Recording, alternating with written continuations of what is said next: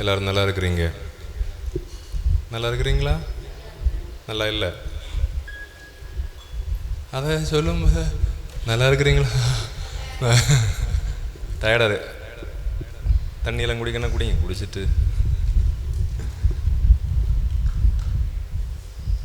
சரி. அப்போ நம்ம ஒரு 4-5 மாதமாக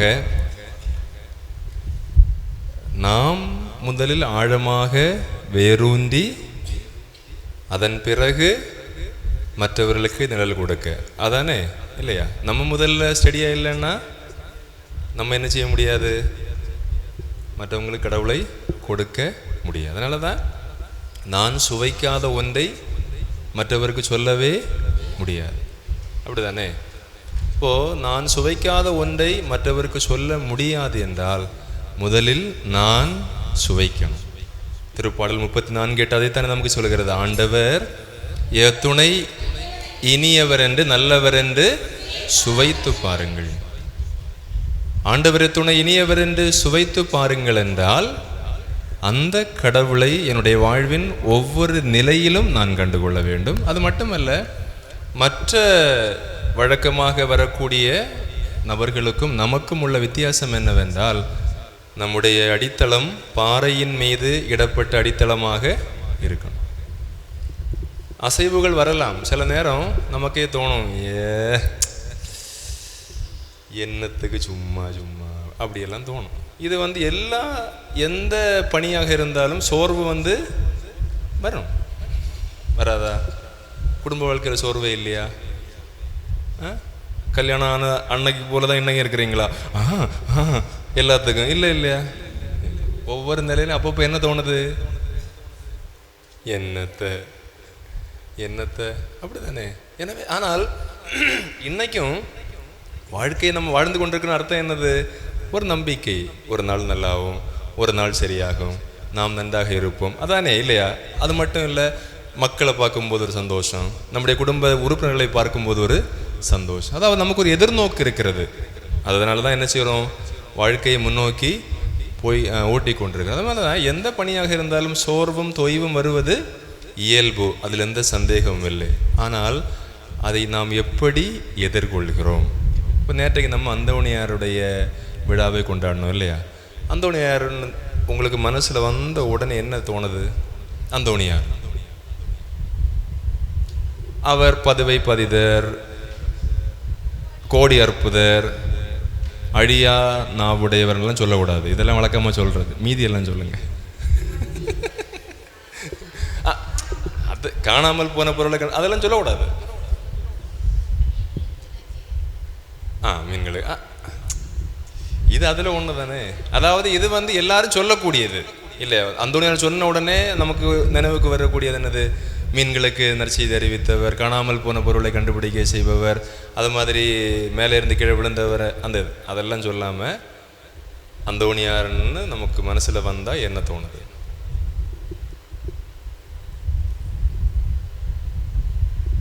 ஏதாவது இப்போ நிறைய மறைவுரைகள் கேட்டிருப்பீங்க, அல்லது நீங்களே வாசித்திருப்பீங்க வரலாறு, அல்லது நமக்கு இந்த மொபைலில் இப்போ நிறைய ரீல்ஸ் எல்லாம் வருது இல்லையா? சில சின்ன சின்ன விஷயங்களை போடுறாங்க இல்லையா? அப்படி ஏதாவது வகையில் நீ கேள்விப்பட்டதில் அந்தோணியார் அப்படின்னு கேட்ட உடனே உங்களுக்கு என்ன நினைவுக்கு வருது?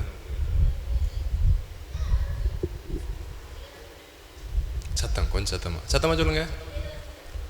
இறைவார்த்தை பற்று கொண்டவர். இறைவார்த்தை மீது பற்று கொண்டவர். அவர் விவிலிய அறிஞர், பைபிள் ப்ரொஃபஸர், இறைவார்த்தை மீது பற்று கொண்டவர். அதனால தான் குழந்தை இயேசுவை கையில் வச்சுக்கிறார். சரி,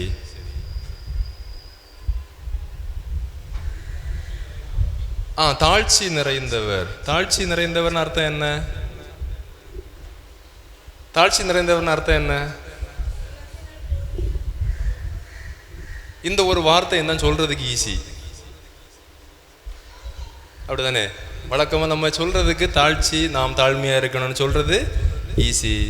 ஆனால் அந்த இடத்துல வரும்போது நான் எப்படி அதாவது மனிதனுடைய பலவீனம் இயல்பாகவே நாம் மறுத்து பேசுவது, சரிதானே? இப்போ தாழ்ச்சி சொன்னீங்க, எந்த வகையில் அது வெளிப்பட்டது? தாழ்ச்சி வெளிப்பட்டது? தாழ்ச்சி எந்த வகையில் வெளிப்பட்டது?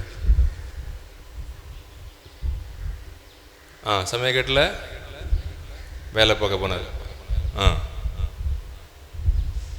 அதாவது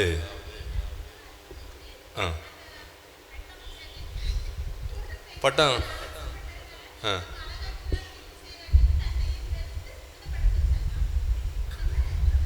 ரைட். அதாவது நமக்கு சில நேரத்தில் சோர்வு வரக்கூடிய ஒரு காரணம் என்னன்னா, நம்ம நினைக்கிறது எதுவுமே நடக்காது.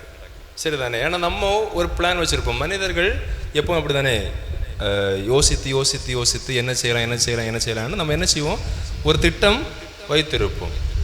அப்போ ஒரு சில நேரத்தில் நம்ம பிளான் பண்ணுறது போல் நடக்கும், மற்ற நேரத்தில் நடக்காது. ஒன்றுமே நடக்காட்டா? இப்போ ஒன்றுமே நடக்கலைன்னு வச்சுருங்க, நம்ம எப்படி அதை எடுத்துக்கிறோம்? நான் ஒன்று நடக்காமல் அப்படி இல்லை அப்படியா, இல்லை நாங்கள் அதை பெருசாக எடுக்கல அப்படியா? அதாவது அவர் அகஸ்தீனார் சபையில் முதல்ல சேர்றாரு. சரியா? அந்தோணியார் அகஸ்தீனார் சபையில் முதல்ல சேர்றாரு. ரெண்டாவது அவர் அந்த இருந்த மடத்தினுடைய விருந்தினர் உபசரிப்பாளர். அப்போ பிரான்சிஸ்கன் சபையிலிருந்து துறவிகள் மொராக்கா நாட்டிற்கு போகிறதா, மொராக்காங்க ஆப்பிரிக்கா, அங்கே போகிறதுக்கு நற்செய்தி பணியாளர்லாம் போகிறதுக்கு வரக்கூடிய வழியில் இங்கே தங்குறாங்க. அப்போ இவங்கள்ட்ட பேச்சு கொடுக்கும்போது அவங்க சொல்கிறாங்க, அங்கே உள்ள அந்த மொராக்காவில் இருக்கக்கூடிய மக்கள் மனிதர்களை தின்னக்கூடியவங்க, நரபூஜிகள். நாங்கள் கிறிஸ்துவை அறிவிக்க போகிறோம், கண்டிப்பாக நாங்கள் என்ன செய்வோம், மறைசாட்சிகளாக இறப்போம் அப்படின்னு. அந்த டைமில் எப்படின்னா, ஒரு ஆள் புனிதராக மாறுவதற்கு முதல் நிலையில் எந்த விசாரணையும் இல்லாமல் மறைசாட்சியாக இறந்தால் புனிதராக அறிமுகம் செய்வார்கள். இப்போ நிறைய விசாரணைகள் உண்டு. அந்த டைம் அப்படி இல்லை. ஒருவர் கிறிஸ்துவுக்காக இவர் இறந்தார் அப்படின்னு தெரிஞ்சாலே அவர் என்ன ஆக்குவாங்க, புனிதராக்குவாங்க. அப்போ அந்தோணியாருடைய இதயத்தில் என்ன வருது, ஒரு எண்ணம் வருது, அப்போ நானும் போய் கிறிஸ்துவுக்காக இறந்து மறைசாட்சியாக இறந்து புனிதராகணும். அதுதான் அதனுடைய அவருடைய ஆழ் மனதினுடைய நோக்கம். அப்போ என்ன செய்கிறாரு, இவர் சபையில் சொல்லி பிரான்சிஸ்கன் சபையில் சேர்றாரு. பிரான்சிஸ்கன் சபையில் சேர்ந்து அவர் நினச்சது போல் மொராக்காவுக்கு கப்பல் போகுது. இது வரைக்கும் எந்த பிரச்சனையும் இல்லை, கப்பல் போகுது. போகிற வழியில் அங்கே போய் இறங்கியாச்சு. இறங்கின உடனே இவருக்கு என்னது, காய்ச்சல். அப்போ நீங்கள் பாருங்கள், பல மாதங்கள் என்ன செய்யணும், பல மாதங்கள் கப்பலில் பயணம் செய்யணும். அப்போ இவர் என்ன நினச்சிருப்பாரு, ஒவ்வொரு நாளும் எழும்பும்போது என்ன நினச்சிருப்பாரு, நம்ம போவோம், அங்கே இறங்குவோம். அதாவது ஒரு கற்பனை இருக்கும் இல்லையா, அங்கே இறங்குவோம், மக்கள் எல்லாம் வருவாங்க, நம்ம இயேசு கிறிஸ்துவை பற்றி ஆவேசமாக போதிப்போம். அதில் ஒருத்தன் என்ன செய்வான், நம்மளை ஈட்டியால் குத்துவான் அல்லது கத்தியால் குத்துவான், நம்ம அப்படி தான் அவருடைய எண்ணம் எப்போவுமே. அப்படி தானே? தூங்க போகும்போதும் அதே எண்ணம். அதாவது அந்த கப்பல் பயணம் முழுசு அவர் தலை முழுசு என்னதான் இருந்திருக்கு, மறைசாட்சியாக இறக்கணும், கிறிஸ்துவை மக்களுக்கு போதிக்கணும். அங்கே போன பிறகு அவர் கப்பல்லேருந்து இறங்கினார். ஆனால் எந்த மக்களையும் சந்திக்கிறதுக்கு முடியலை, ஏன்னா காய்ச்சல், உடம்புக்கு முடியாமல் வந்துடுச்சு. கொஞ்ச நாள் கூட இங்கே இருந்தால் சீக்கிரம் இறந்து போவார் அப்படின்னு தகவல் சொல்லப்பட்டது.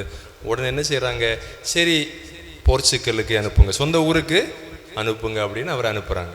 அப்போ முதல்ல அவருக்கு என்ன ஆயாச்சு, இப்போ மனசுக்கு ஒரு சோர்வு வந்தாச்சு. சரி பரவாயில்ல, சொந்த இடம் தானே, போர்ச்சுக்கல் நம்ம இடம் தானே அப்படின்னு போர்ச்சுக்கலுக்கு போனால் சொல்லுவாங்கல்ல, யானைக்கு எதிர் நின்று வடமுழுக்க யாரால் எலியால முடியுமா? யானைக்கு எதிர் நின்று வடமுழுக்க எலியால முடியுமா? முடியாது. அது மாதிரி தான் போர்ச்சுக்கலுக்கு அவர் பரவாயில்ல, இன்னும் ஊரில் போயாவது நம்ம என்ன செய்வோம், கிறிஸ்துவ அறிவிப்போம்னு சொல்லிட்டு வரும்போது பயங்கரமான புயல் காற்று, கப்பல் போர்ச்சுக்கலுக்கு போகல, இத்தாலியில் கரை ஒதுங்குச்சு. சரி பரவாயில்ல, அது வரைக்கும் என்ன செய்றாரு, அதையும் பரவாயில்ல. அங்கே இருந்த மடத்தில் அவரும் கூட இருந்தவங்க போகிறாங்க. போகும்போது அங்கே இருந்த அந்த மடத்தினுடைய தலைவர் விசாரிப்பாங்க, எங்கே இருந்து வர, இங்கே உங்களுடைய திறமை என்ன எல்லாம் கேட்பாங்க, என்ன படிச்சிருக்கிறீங்கலாம் கேட்கும்போது அவருக்கு இயல்பாகவே ஒரு பொறாமை வந்துடுச்சு. ஏன்னா இவர் ரொம்ப படித்தவர். யார், அந்தோணியார் படித்தவர், விவிலிய அறிவு உள்ளவர். அப்போது இவர் ஒருவேளை இவருடைய பேச்சில் இருக்கக்கூடிய ஞானத்தை எல்லாம் பார்த்து அவருக்கு மனசுக்குள்ள என்னது ஒரு பொறாமை. இவரை நம்ம வளர விட்டோம்னா நாளைக்கு இவர் நமக்கு மேலே வந்துடுவார். இது இன்னைக்கு இல்லை, அன்னைக்கே இருந்திருக்கு. 12ஆம் நூற்றாண்டுல இருந்திருக்கு, 1200களிலே. அப்போ இவரை நம்ம வளர விட்டோம்னா இவர் என்ன செய்திருவார், நம்மளையும் மிஞ்சி போயிடுவார் அப்படின்னு சொல்லி இவர் என்ன பண்ணுறாங்க, நீங்கள் சொன்னது மாதிரி பாத்திரம் கழுவுறதுக்கு விடுறாங்க. இப்போ இது ஒரு நம்ம சொல்கிறதுக்கு ஈஸியாக இருக்குது, பாத்திரங்களோ விட்டாங்க அப்படின்னு நம்ம சொல்கிறோம் இல்லையா, பாத்திரங்களோ விட்டாங்க, அவர் கழுவுனார், தாழ்மையாக இருந்தார் அப்படின்னு. நமக்கு ஒரு சின்ன விஷயம், நம்ம விரும்பாத விஷயத்தை நீ கண்டிப்பாக செய்யணும்னு சொன்னால் எப்படி இருக்குது மனசுக்கு? எவ்வளோ புலம்புறோம், எவ்வளோ முணுமுணுக்கிறோம், சரிதானே? உண்டா இல்லையா? முணுமுணுக்கிறோம், புலம்புறோம், நமக்கு இந்த நெஞ்சே ஒரு மாதிரி இடிஞ்சு கீழே இறங்குறது போலே இருக்கும். எவ்வளோ உற்சாகமாக இருந்தோமோ அது அவ்வளவும் சோன்னு போச்சு. ஆனால் அந்தோணியாருக்குடைய மனதிலும் இது மனிதன் என்ற முறையில் இது இருந்து, ஆனால் அடுத்தது அவர் என்ன செய்கிறார் தெரியுமா, அதை நேர்மறை எண்ணமாக மாறி. நமக்குள்ள பிரச்சனை இதுதான், நம்ம எண்ணம் அதிலே உட்கார்ந்துருவோம். அந்தோணியார் அதை நேர்மறை எண்ணமாக மாறி. எப்படி? இப்போ நீ என்னை போதிக்க அனுமதிக்காததுனால நான் நல்லா பிரசங்கம் வைக்க மாட்டேன்னு அர்த்தம் இல்லை. நீ என்னை அனுமதிக்காததால் என் போதனை தரம் குறைந்ததென்றோ தரம் தாழ்ந்ததென்றோ அர்த்தம் இல்லை. அல்லது நீ என்னை அனுமதிக்காததால் என் பெயரோ என் புகழோ குறைந்ததென்ற அர்த்தம் இல்லை. நான் செய்ய வேண்டிய பணியை நான் செய்வேன். நமக்கு இதுதான் முக்கியம். அதாவது ஒருவேளை நான் விரும்பக்கூடிய விஷயம் நடக்காட்டா கூட நம்ம கொடுக்கப்பட்ட பணியை நாம் செய்கின்ற பொழுது நேரம் வரும்போது கடவுள் நம்ம எங்கே வைக்கணுமோ அங்கே வைப்பார். ஆனால் அது வரைக்கும் நம்ம என்ன செய்யணும்? இந்த வார்த்தை தான் அடுத்த முக்கியம். தாழ்ச்சியும் பொறுமையும் சொல்றதுக்கு ஈஸி, ஆனால் பொறுமைன்னு சொல்றது ஒவ்வொரு நொடியையும் ஒவ்வொரு நிமிடத்தையும் ஒவ்வொரு மணிகளையும் ஒவ்வொரு நாளையும் கடத்துறதே நமக்கு நரக வேதனையாக இருக்கும் சில நேரம். அப்படி தானே? சில விஷயங்கள் நம்ம ரொம்ப ஆவலாக எதிர்பார்த்துருந்துருப்போம், ஆனால் நம்ம நமக்கு அது கிடைக்கல அல்லது 2 நாள் ஆகும்னு சொல்லும்போது நமக்கு எப்படி இருக்குது? ரொம்ப வலிக்கும். இப்போது அம்மாக்கள் பெரியவங்க வீட்டிலலாம் இருப்பாங்க இல்லை, அவங்க சொல்லுவாங்க வெளியே போயிட்டு வரும்போது ஏதாவது வாங்கிட்டு வான்னு சொல்லுவாங்க. அப்போ அவங்க என்ன நினச்சிட்டு இருப்பாங்க? வாங்கிட்டு வருவான் எதிர்நோக்கியே இருப்பாங்க. அப்போ நம்ம என்ன செய்வோம்? அசால்ட்டா சரி பரவாயில்ல நாளைக்கு வாங்குவோம் அப்படின்னு சொன்னால் போன உடனே கேட்பாங்க, நீ வந்தியா போனி? ஒன்றும் கேட்க மாட்டாங்க, வாங்கியாச்சா? அப்போ நம்ம என்ன சொல்கிறோம்? அசால்ட்டா சொல்கிறோம் நாளைக்கு வாங்கலை அப்படின்னா அவங்களுக்கு அந்த நாள் முழுக்க அதுதான் நினைவில் இருக்கும்.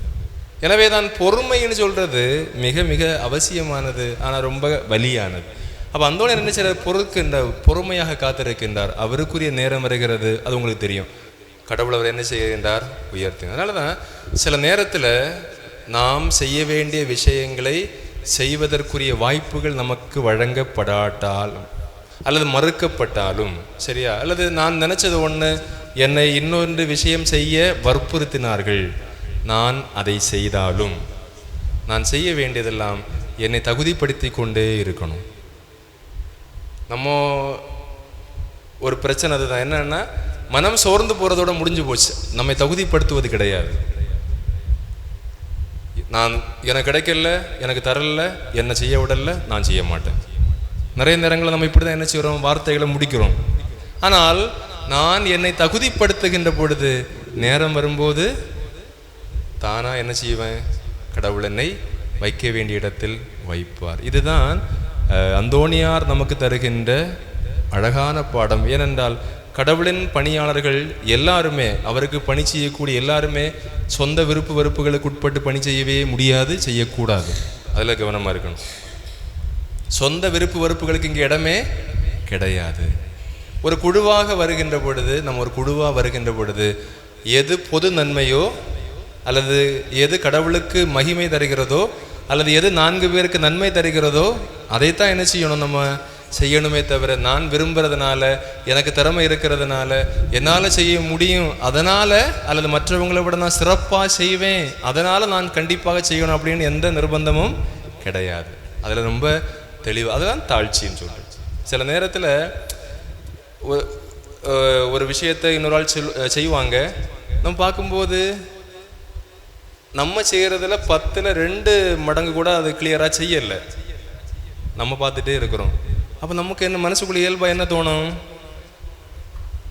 2 மடங்கு கூட அது ஒழுங்கா செய்யலை. நானா இருந்தா எங்கிட்ட கொடுத்துருந்தா எங்கிட்ட சொல்லியிருந்தா தோணுமா தோணாதா? இது இயல்பு. ஆனால் அந்த வேளையில் நம்ம என்ன சொல்லணும்? அது அவருக்கு கொடுக்கப்பட்ட பணி, அவர் திறம்பட செய்வதற்கு நான் அவருக்காக ஜெபிக்கிறேன். எனக்கு நேரம் வரும்போது நான் என்ன செய்வேன்? எனக்கு தரப்பட்ட பணியை நான் செய்வேன். இது அந்தோணியார் நமக்கு தருகின்ற முதல் படம். அதாவது எல்லா நிலையிலும் கடவுளுடைய திருவுளம். நான் நினைக்கிறது நடக்காட்டாலும் பரவாயில்லை, கடவுள் எனக்கான இடத்தை சரியாக வைத்திருக்கிறார். அது ரொம்ப முக்கியம். நான் நினைப்பது நடக்காவிட்டாலும் பரவாயில்லை, ஆனால் கடவுள் ஏதோ ஒரு திட்டத்தை வைத்திருக்கிறார். அந்த திட்டம் நிறைவேறுவதற்கு நான் என்னை தகுதிப்படுத்தி கொண்டு இருக்க வேண்டும். அதற்கு மிக முக்கியமானது தான் இறைவார்த்தை. இப்போ பைபிள் வழிதான் நம்ம என்ன செய்கிறோம்? இயேசுவை கூடுதலாக கண்டுகொள்கிறோம், அறிந்து கொள்கிறோம். அப்போது முதல்ல நம்ம பைபிள் வாசிக்கணும். இப்போ திரும்ப நம்ம அதே கேள்வி தான் கேட்குறோம். ஒரு முறை எத்தனை பேர் பைபிளை வாசித்து முடிச்சிருக்கிறீங்க?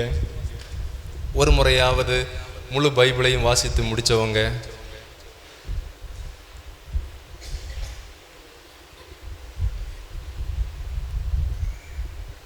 பத்து வருஷம். எத்தனை வருஷம் நீங்கள் தியானத்துக்கு போகிறீங்க? 15 வருஷம். ஒரு தடவையாவது என்ன செய்யணும்? முழு பைபிளையும் வாசிக்கணும். சில அதிகாரங்கள் வாசிக்கும்போது நமக்கு ஒன்றும் புரியாது, பரவாயில்லை, நான் தொடர்ந்து என்ன செய்யணும்? வாசிக்கணும். சரி, இப்போ யாரெல்லாம் விரும்புகிறீங்க வாழ்க்கையில் ஒரு தடவையாவது பைபிளை வாசித்து முடிக்கணும் அப்படின்னு விரும்புகிறீங்க? சரி,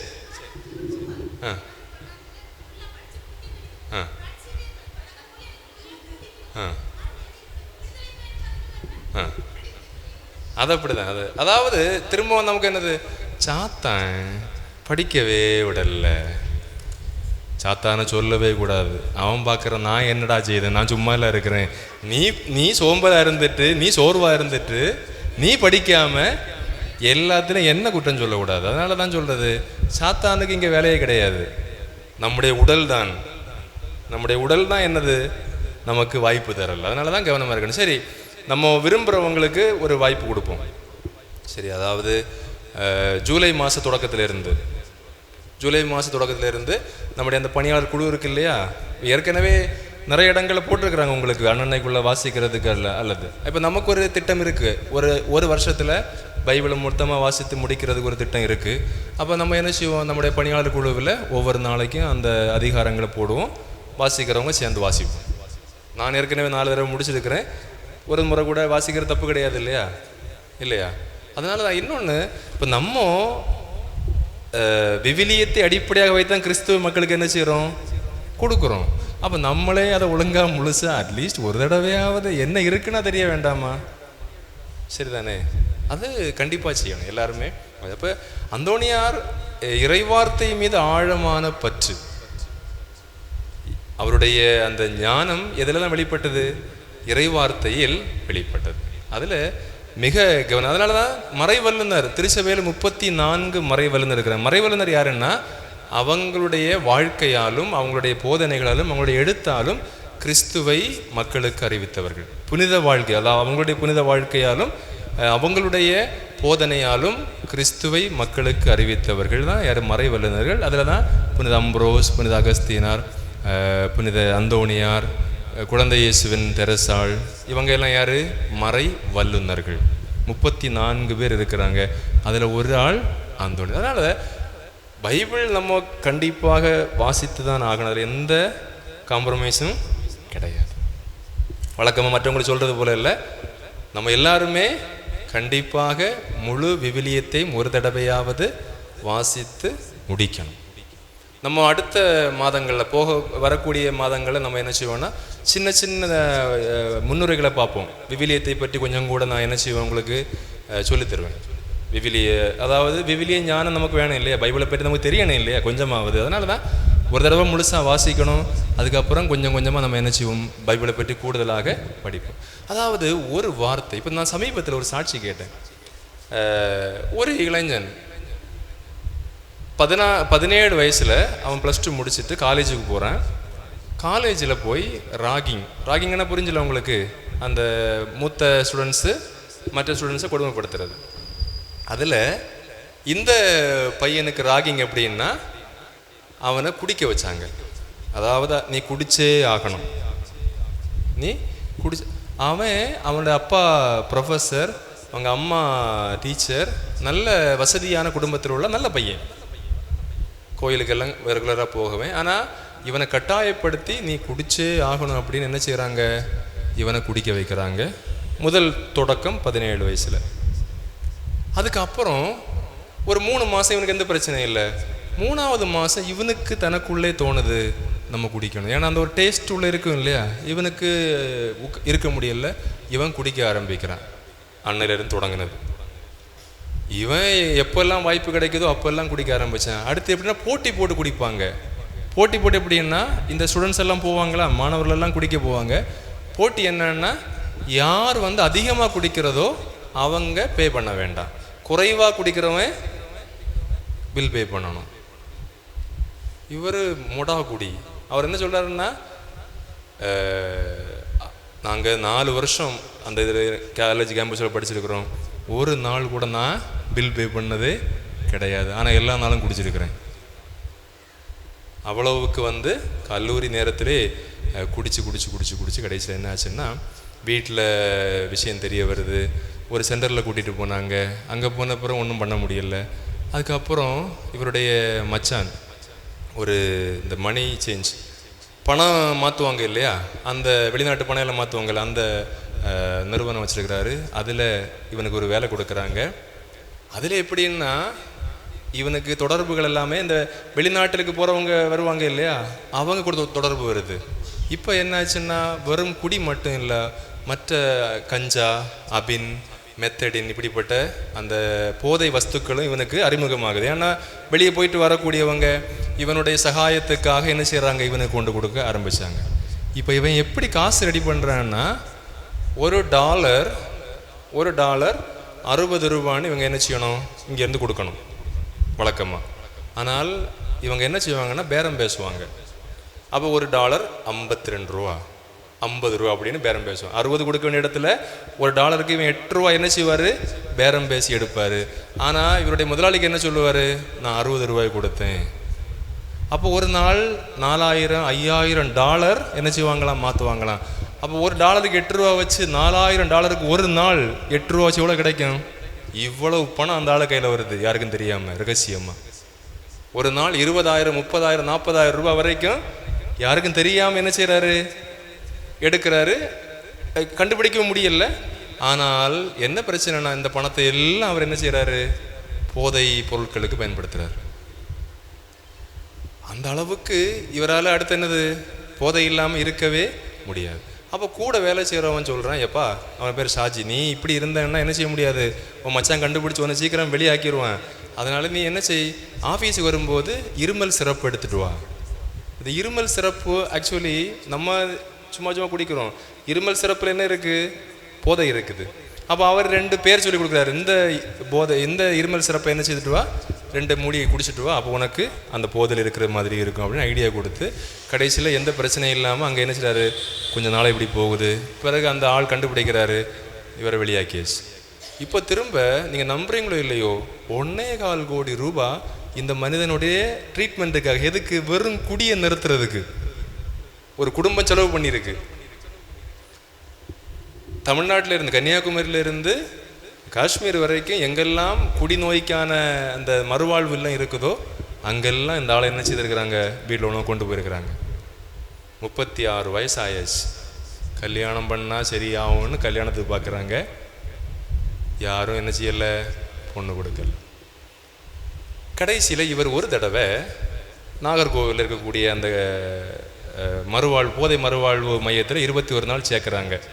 அப்போ அங்கே வந்த அந்த ஃபாதர் ஒரு ஜெபம் சொல்லி கொடுத்தார். என்ன ஜெபம் சொன்னாருன்னா, ஒவ்வொரு நாளும் காலையில் எழும்பும் போதும் தூங்க போகும்போது இந்த ஜெபத்தை மட்டும் நீ சொல்லணும். அதாவது, இன்னைக்கு நான் போதையை தொடமாட்டேன், இன்றைக்கு ஆண்டவரே இன்று நான் போதையை தொடாமல் இருப்பதற்கு எனக்கு உதவி செய்யும், ஆமென். இவ்வளவுதான் ஒரு ஜெபம்.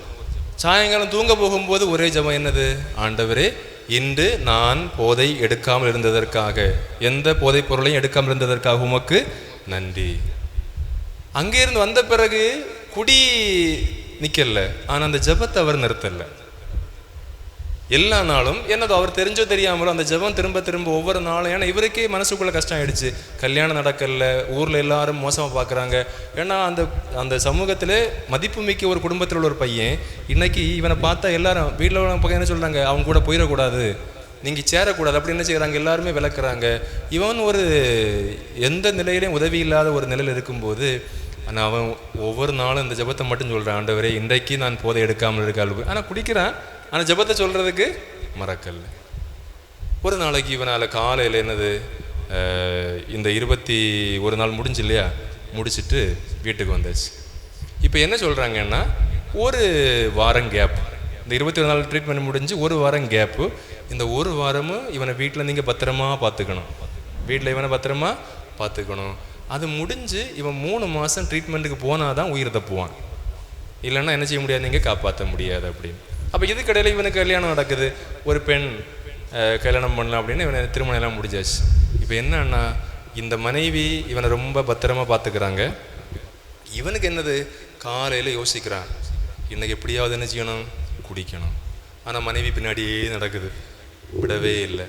இப்போ நாளைக்கு ஒரு கல்யாண வீடு, ஆனால் நாளைக்கு இன்னொரு மீட்டிங் போகணும். இவன் இந்த போதை சம்மந்தமான ஏஏ மீட்டிங்னு சொல்லுவாங்க, அந்த மீட்டிங் போகணும். அப்போ என்ன யோசிக்கிறாங்க, இவனை எப்படி நம்ம மீட்டிங் அனுப்புறது? சரி பரவாயில்ல, அம்மா அப்பா மனைவியெல்லாம் கல்யாணத்துக்கு போகணும்.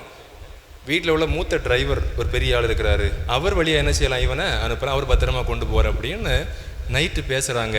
இவன் நைட்டு முழுக்க உட்காந்து யோசிக்கிறான், எங்கே போய் எப்படி வாங்குறது, எப்படி டிரைவரை ஏமாற்றி எப்படி கிடைக்கும் அப்படின்னு யோசித்து மறுநாள் காலையில் அவங்க கல்யாணத்துக்கு போனாங்க. இவர் மீட்டிங் போகிறது கிளம்புறாரு. ஒரு ஜங்ஷனில் போனோடனே, அண்ணே வாங்க ஒரு டீ குடிப்போம் அப்படின்னு, ஒரு டீ குடிப்போம்னு சொன்னோடனே அவர் சொன்னார், தம்பி நான் டீ குடிக்கிறது இல்லை. ஆனால் வழக்கமாக இவர் சொன்னால் அவர் கேட்பார், அந்த அளவுக்கு மதிப்பு வச்சுருந்தால், தம்பி நான் டீ குடிக்கிறது இல்லை. அப்படியா அண்ணே?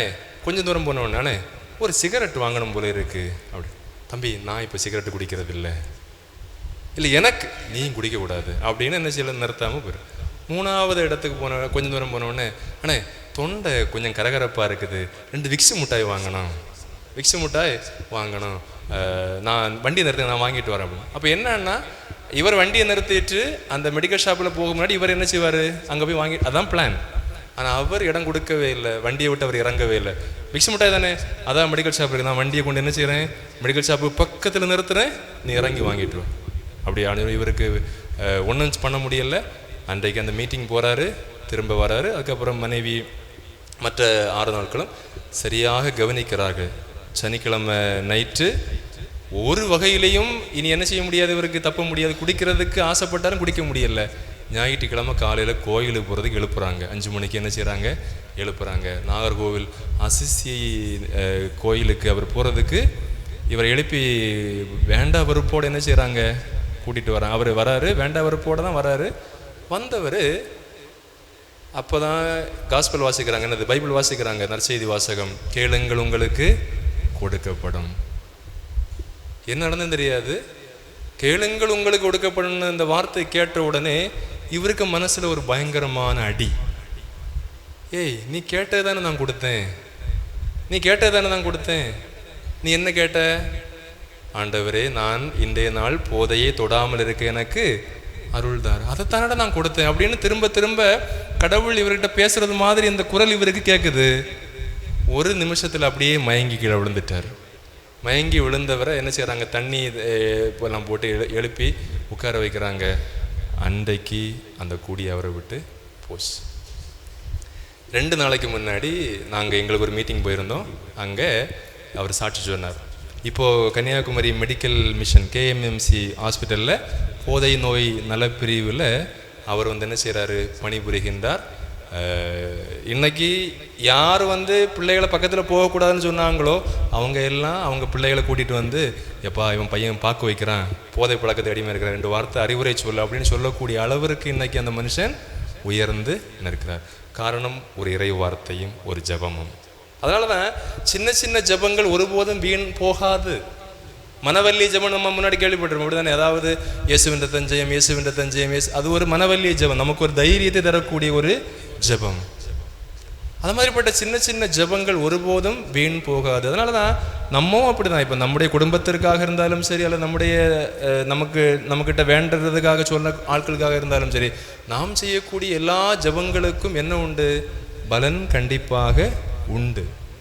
ஆனால் அவர் அந்த ஒரு இறை வார்த்தை, கேளுங்கள் உங்களுக்கு கொடுக்கப்படும், நீ கேட்டதான் நான் கொடுத்தேன், அப்போ ஏன் கஷ்டப்படுற?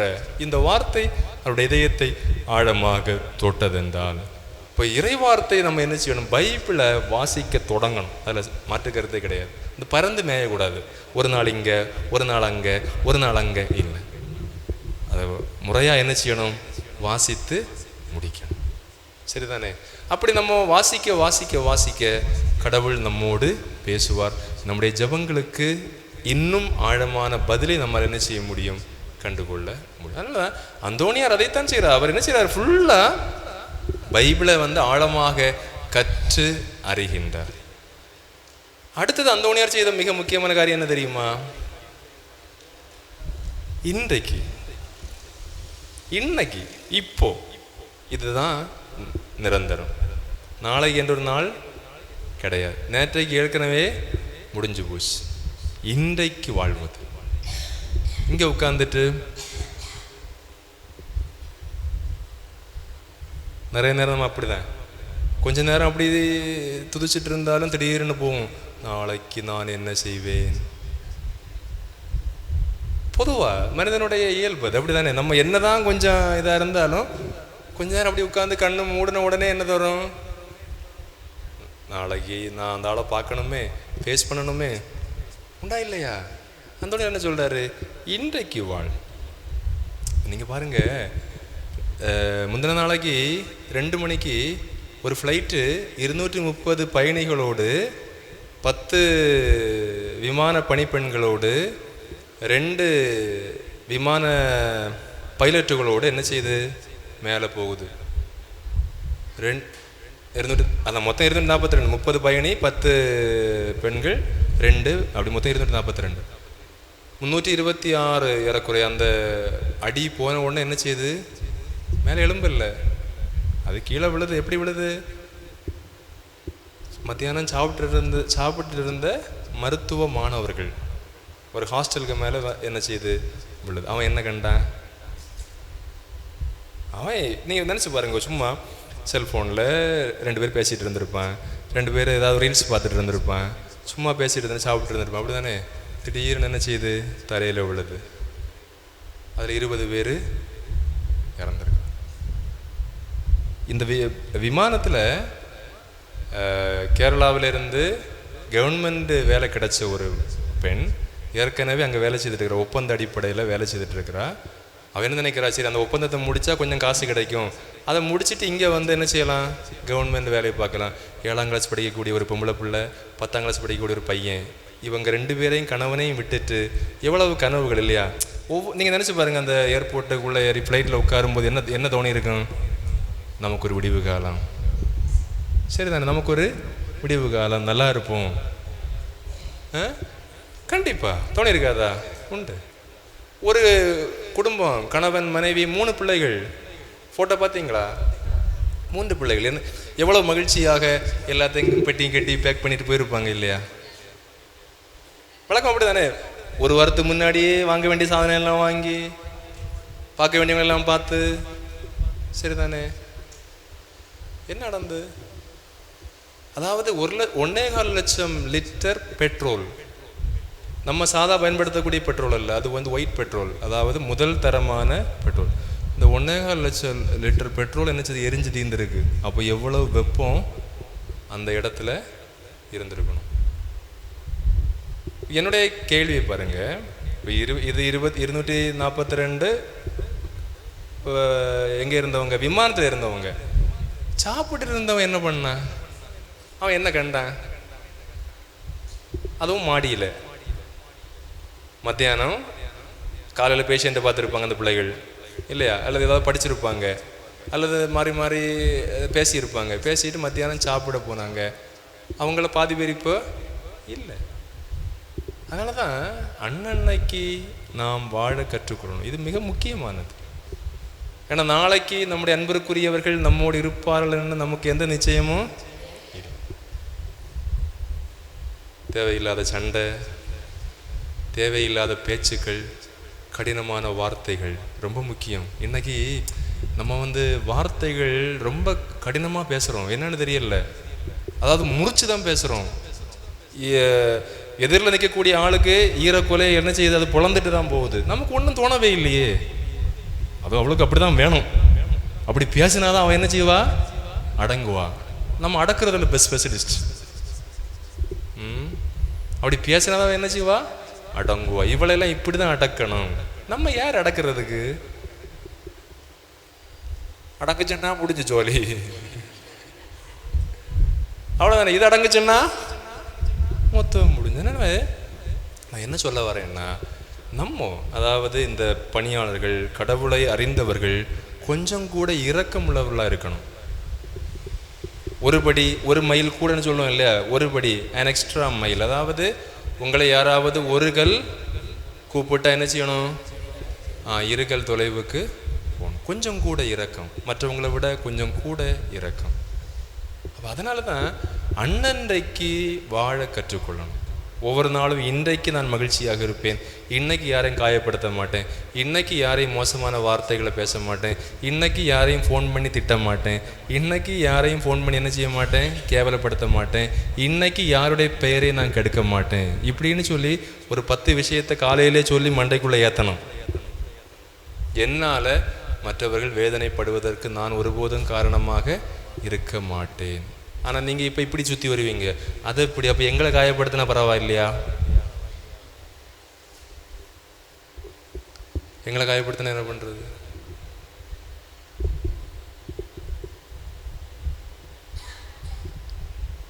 நம்ம அப்படிதானே. நான் காயப்படுத்துறேன்னா ஏற்கனவே நான் காயப்படுறாள், அதனால தானே நான் காயப்படுத்துகிறேன். அப்போ அது பரவாயில்லையான்னு கேட்டால் நீங்கள் என்ன சொல்லுவீங்க? அங்கதான் பொறுமை,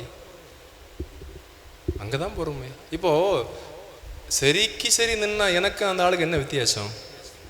என்ன வித்தியாசம்? கடவுளை அறிஞ்ச, பைபிள் வாசிக்கக்கூடிய இத்தனை தியானங்களுக்கு, அதாவது வாரத்தில் 2-3 நாளைக்காவது நம்ம இந்த இடத்துல என்ன செய்கிறோம், இறைவார்த்தையை கேட்குறோம். இந்த இடத்துல இறைவார்த்தையை கேட்டு ஆண்டவரை ஆராதித்து நற்செய்தி வாசித்து திருப்பலியில் பங்கெடுத்து நன்மை வாங்குற நமக்கும் மற்றவங்களுக்கு என்ன வித்தியாசம்? என்ன வித்தியாசம்? இங்கே தான் நம்ம உணரணும். அதாவது மற்றவர்களை விட கொஞ்சம் கூட இரக்கம், மற்றவர்களை விட கொஞ்சம் கூட அன்பு, மற்றவர்களை விட கொஞ்சம் கூட என்ன செய்யணும், மகிழ்ச்சியாக இருக்கிறதுக்கு கட்டணும். அதான் அப்போ என்னது, அன்றன்றைக்கு உள்ளது அன்னன்னைக்கு. அன்று உள்ள வாழ்வை மகிழ்ச்சியாக வாழ்வது என்பது ஒரு கடவுளின் பணியாளருடைய தலையாய கடமை. அன்றைக்கு வாழ்வது, இந்த நொடியில் வாழ்வது, இதுதான் நிச்சயம், இதுதான் நிச்சயம். எனவே இதை நாம் மனதில் வைத்துக் கொள்ளணும், அன்னன்னைக்குள்ள வாழ்க்கையை மகிழ்ச்சியாக வாழ்வது. 3வது மிக முக்கியமானது, அதாவது எடுத்து வாசியுங்கள் 2 கொரிந்தியர், கொஞ்சம் வசனம் வாசிப்போம். 2 கொரிந்தியர் 1:20. 2 கொரிந்தியர் 1:20. எவர் சொல்லும்?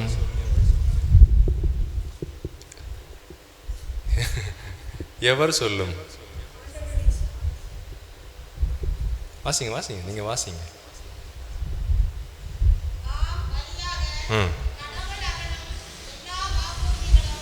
அதாவது இயேசு சொல்லுகின்ற ஆம் வழியாக கடவுள் அருளும் எல்லா வாக்குறுதிகளும் நிறைவேறுகின்றன. அதனால்தான் நாம் கடவுளை போற்றி புகழும்போது அவர் வழியாக ஆமேன் என. ஆமேன் நீங்கள் சொல்லுவீங்களா? எப்போ சொல்லுவீங்க? வழக்கம் நம்ம எப்போ ஆமேன்னு சொல்லுவோம்?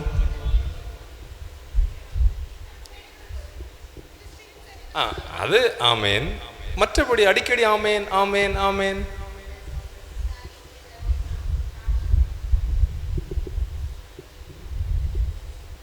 எப்போ?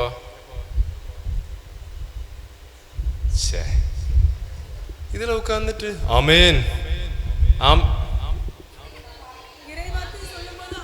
சொல்ல மாட்டீங்களா? சொல்ல மாட்டீங்களா? ஆண்டவர் உங்களை ஆவியால் நிரப்புவார். என்ன அது? அந்த ஆமேன் தான் இது. அதாவது இங்கே கடவுளுடைய வாக்குறுதிகள் ஒன்றொன்றும் சொல்லுகின்ற பொழுது நம்ம என்ன செய்யறோம்? ஆமேன்னு சொல்றோம். அதை தான் வாசிக்கிறோம். இப்படி இயேசு சொல்லும் ஆம் வழியாக கடவுள் அருளும் எல்லா வாக்குறுதிகளும் நாம் கடவுளை போற்றி புகழும் போது அவர் வழியாக. அப்போ விவிலியத்தில் ஏறக்குறை 8500 வாக்குறுதிகள் இருக்கிறது. எத்தனை வாக்குறுதி? 8500 வாக்குறுதினா என்ன? ஒரு வாக்குறுதி சொல்லுங்க. வாக்குறுதினா என்ன?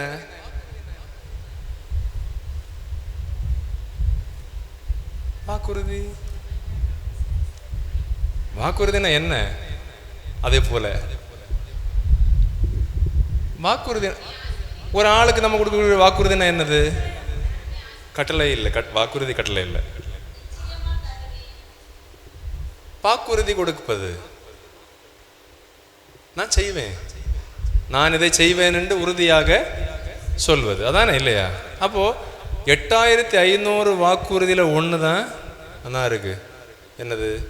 என்னை நோக்கி மன்றாடு நீ அறிந்திராத, நீங்க சொன்ன சரிதான், மாபெரும் உனக்கு விளக்கி. அப்போ இத மாதிரி பைபிள் எத்தனை இருக்குது? நமக்கு எத்தனை தெரியும்? நமக்கு எத்தனை தெரியும்?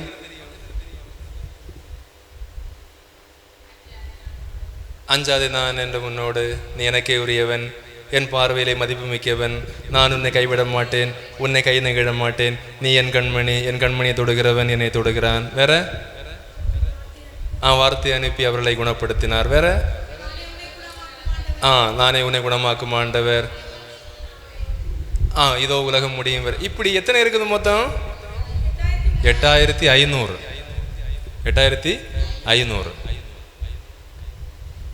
இந்த 8500 வாக்குறுதிகள், அதாவது இப்போ சக்கரியா 2:7 உங்களை தொடுகிறவன், சக்கரியா 2:7 உங்களை தொடுகிறவன் என், சக்கரியா 2:7 சக்கரியா 2:7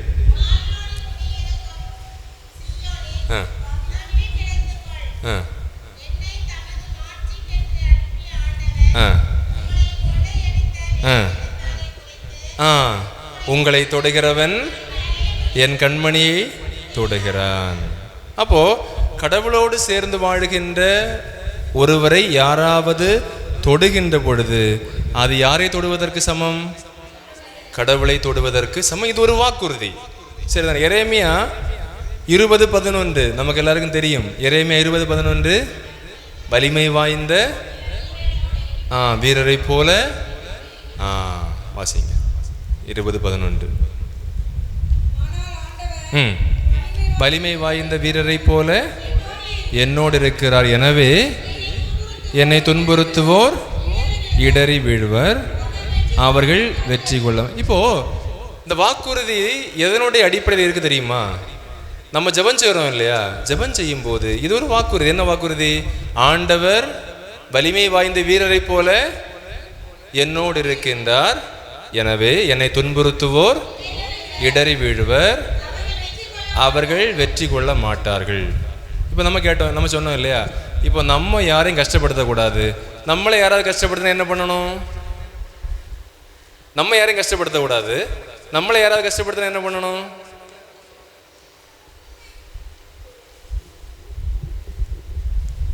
பொறுமை. சரி, என்ன செய்யணும்?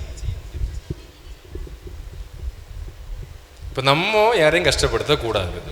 நம்மளை யாராவது கஷ்டப்படுத்த என்ன பண்ணணும்? எப்படி அழுவீங்க? சரிதான், ஆண்டவரோட ஆளணும். எப்படி அழுவீங்க? அதுதான் இந்த வாக்குறுதி. இப்போ வாசித்தோம், என்ன வாசித்தோம்? ஜபிக்கும் போது எப்படி ஜபிக்கணும் வாசிங்க. இப்போ நம்ம வாசித்தோம் இல்லையா? ஆண்டவர் வலிமை வாய்ந்த வீரரை போல என்னோடு இருக்கின்றார், எனவே என்னை துன்புறுத்துவோர் இடறி விழுவர், அவர்கள் வெற்றி கொள்ள மாட்டார்கள் என்று வாக்குறுதி அளித்த ஆண்டவரே. கூப்பிட்டு ஜபிக்க முடியாதா? கூப்பிட்டு ஜபிக்க முடியாதா? அதுதான் ஜபம். நான் மற்றவர்களுக்காக சொல்ல வேண்டாம் சபிக்கிறதோ அல்லது அவங்களுக்கு எதிராக முணுமுணுக்கிறதோ அல்ல. வாக்குறுதிகளை சொல்லி என்ன செய்யணும்?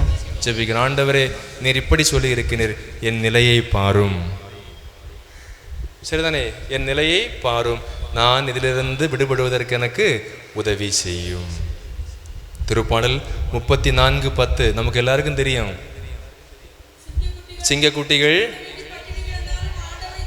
ஆண்டவரை தேடுவோருக்கு. அப்போ நம்ம வீட்டில் ஒரு கஷ்டம் வரும்போது, ஒரு நெருக்கடி வரும்போது என்ன சொல்லி ஜபிக்கணும்? என்ன சொல்லி ஜபிக்கணும்? இது வாக்குறுதி. என்ன வாக்குறுதி? சிங்கக்குட்டிகள் உணவின்றி பட்டினி கிடக்க நேரிட்டாலும் ஆண்டவரை தேடுவோருக்கு ஒரு நன்மையும் என்று சொன்ன என்று வாக்குறுதி அளித்த ஆண்டவரே எங்கள் நிலையை கண்ணோக்கும். இதுதான் ஜபத்தினுடைய ஒரு படி. அதாவது இறைவார்த்தை, கடவுளுடைய வாக்குறுதிகளை சொல்லி சொல்லி என்ன செய்யறது? ஜபிக்க. அதான் ஆமேன். ஆண்டவர் சொன்ன எல்லாவற்றுக்கும் நாம் என்ன சொல்லுகின்றோம்? அப்படி ஆகட்டும், அப்படி ஆகட்டும், எங்களில் அது நிறைவேறட்டும், எங்களில் அது நிறைவேறட்டும். திருப்பாடல் 91:10 நமக்கு தெரியும். திருப்பாடல் 91:10 என்னது? வாதையும் கூடாரத்தை சும்மா சாத்தாம் பிசாசுன்னு சொல்லிட்டு நடக்காம என்ன செய்யணும்? இந்த இறை வார்த்தையை திரும்ப திரும்ப சொல்லணும் வீட்டில் சத்தமா. தீங்கு உமக்கு நேரிடாது, வாதை உன் கூடாரத்தை அணுகாது என்று சொன்ன ஆண்டவரே, என்று வாக்குறுதி அளித்த ஆண்டவரே, உம்முடைய வார்த்தையின்படி, ஏனென்றால் ஆண்டவருடைய வார்த்தை ஆற்றல் மிக்கது, உம்முடைய வார்த்தையின்படி எங்கள் இல்லத்தை நீர் ஆசீர்வதியும். அல்லது நம்ம ஒரு வீட்டில் ஜெபம் செய்ய போயிருக்கிறோம், அவங்க சொல்கிறாங்க எங்களுக்கு கஷ்டமாக இருக்குது, இந்த வீட்டில் என்னென்ன பிரச்சனை இருக்குது, எங்களுக்காக ஜெபிங்கன்னு சொல்லும்போது என்ன செய்யணும்? இந்த வாக்குறுதியை சொல்லணும். அதுக்கு தான் நாம் போன தடவை சொன்னோம், 10 வாக்குறுதியாவது என்ன செய்யணும்? மனப்பாடமாக தெரியும். அதாவது சில விஷயங்கள் முதல்ல நம்ம படிக்கணும், அதுக்கப்புறம் அது நமக்கு சொந்தம் ஆகும். ஒரே அடியாக என்ன செய்ய முடியாது, நமக்கு நினைவுக்கு வராது. முதல்ல காணாமல் படி, மனப்பாடம் செய்ய செய்ய செய்ய என்ன செய்யும்? நம்ம பயன்படுத்த அந்த வார்த்தைகள் நமக்குள் நம்முடைய வார்த்தைகளாக வரும். கடவுளுடைய வார்த்தைகள் நம்முடைய இதயத்திலிருந்து மனப்பூர்வமாக என்ன செய்யும்? வரும். அதனால தான் நான் அந்த வீட்டினுடைய, ஒரு வீட்டுக்கு நம்ம போகிறோம் அல்லது ஒரு நபருக்காக ஜெபம் செய்கிறோம்னா அந்த வீட்டினுடைய சூழ்நிலைக்கு ஏற்றவாறு ஆண்டவருடைய வாக்குறுதிகளை சொல்லி ஜெபிக்கணும். சரிதானே? அப்போ தீங்கு உமக்கு நேரிடாது, வாதையும் கூடாரத்தை நெருங்காது. அடுத்து ரோமையர் 8:28. இது ஒரு அழகான இறை வார்த்தை, எல்லாரும் தெரிஞ்சது தான். ஒரு கூட வாசிங்க. எல்லா ஜபத்துக்கும் இதை பயன்படுத்தலாம். ரோமையர் 8:28. அதாவது எங்களுக்கு ரொம்ப கஷ்டமாக இருக்குது, ரொம்ப நோயாக இருக்குது, நாங்கள் என்ன பாவம் செய்தோம் அல்லது எங்களுடைய குடும்பத்தில் இப்படி ஒரு சூழ்நிலைக்கு நாங்கள் ஆள்பட்டு விட்டோமே அப்படின்னு கையேறு நிலையில் நிற்கக்கூடியவங்க அடிக்கடி சொல்ல வேண்டிய இறை வார்த்தை. மேலும்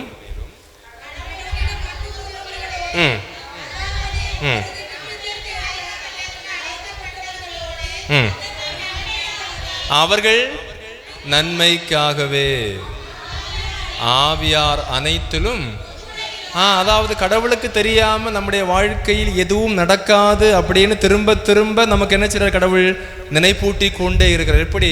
அதாவது கடவுளை நாங்கள் அன்பு செய்கிறோம், கடவுளிடம் அன்பு கூறுபவர்களோடு அவர்கள் நன்மைக்காகவே ஆவியார் அனைத்திலும் ஒத்துழைக்கிறார். கஷ்டமாக தான் இருக்குது, நோயாக தான் இருக்குது, நெருக்கடியாக தான் இருக்குது, எதிர்பாராத சுமையாக தான் இருக்குது, பிரச்சனை எங்களை வாட்டுகிறது, குழம்பி தவிக்கின்றோம், எங்களுக்கு ஏன் இப்படி ஒரு நிலைமை என்று நாங்கள் என்ன செய்கிறோம்? தவித்து ஏங்கி நிற்கின்றோம்.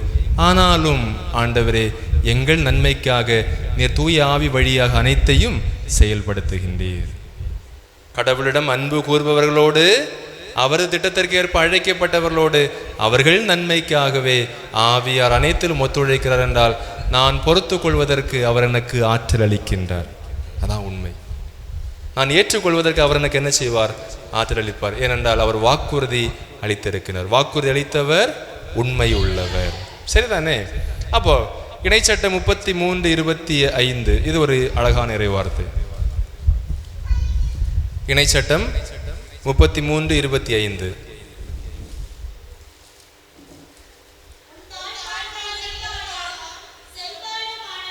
உன் தாழ்பாள்கள் இரும்பாலும் செம்பாலுமானவை, உன் வாழ்நாள் அனைத்தும். செம்பும் இரும்பும் இருந்தா நீ வாழ்நாள் அழைத்து என்ன செய்வாய்? உறுதியான பாதுகாப்போடு இருப்பாய்.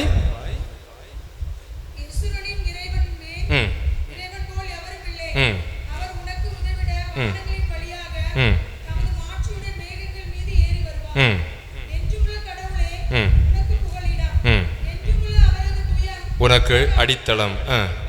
பகைவரை உன் முன்னின்று விரட்டி அடித்து அவர்களை அழித்து விடு என்பார். அப்ப இந்த வார்த்தைகளை நம்ம என்ன செய்யணும்?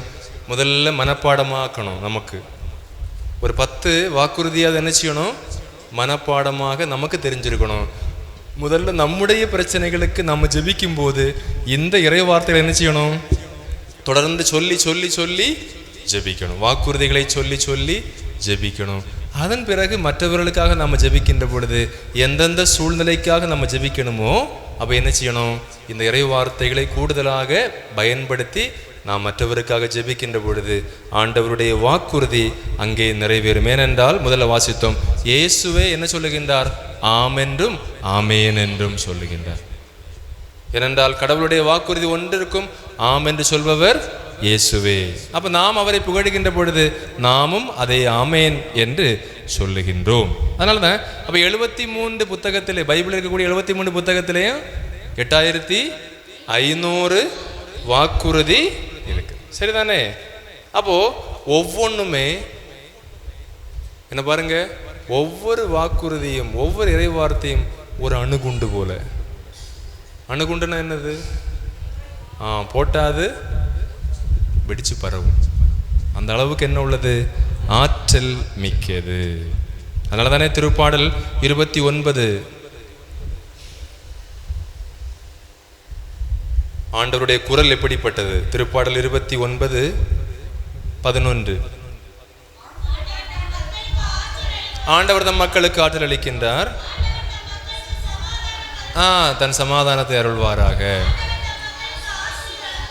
நீங்க ஒரு வீட்டில் போய் இந்த வாக்குறுதியை சொல்லி ஜெபிக்க முடியாதா? அந்த வீட்டில் இந்த வாக்குறுதியை சொல்லி ஜெபிக்கின்ற பொழுது கேட்கக்கூடிய அந்த வீட்டில் உள்ளவங்களுக்கு ஆறுதலாக இருக்காதா? இருக்குமா இருக்காதா? அதான் சரியான வார்த்தை என்ன செய்யணும்? தேர்ந்தெடுக்கணும்.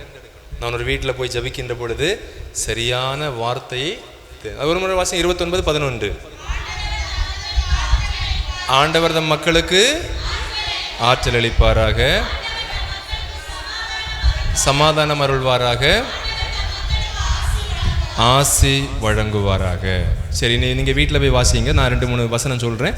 2 மக்கபேயர் 8:18 எழுதி வச்சிருங்க. 2 மக்கபேயர் 8:18 அது ஒரு அழகான வார்த்தை. பிற இனத்தார் படைக்கலன்களையும் தீரசைகளை நம்பி இருக்கின்றார்கள், நாமோ எல்லாம் வல்ல கடவுளை நம்பி இருக்கின்றோம். 2 மக்கபேயர் 8:18. பிறகு விடுதலை பயணம் 23:25 விடுதலை பயணம் 23:25 விடுதலை பயணம் 20:24 விடுதலை பயணம் 23:25 எழுதினீங்களா? 23:25. அடுத்த விடுதலை பயணம் 20:24 20:24 2 குறிப்பேடு 16:9 2 குறிப்பேடு 16:9. அடுத்த விடுதலை பயணம் 20:12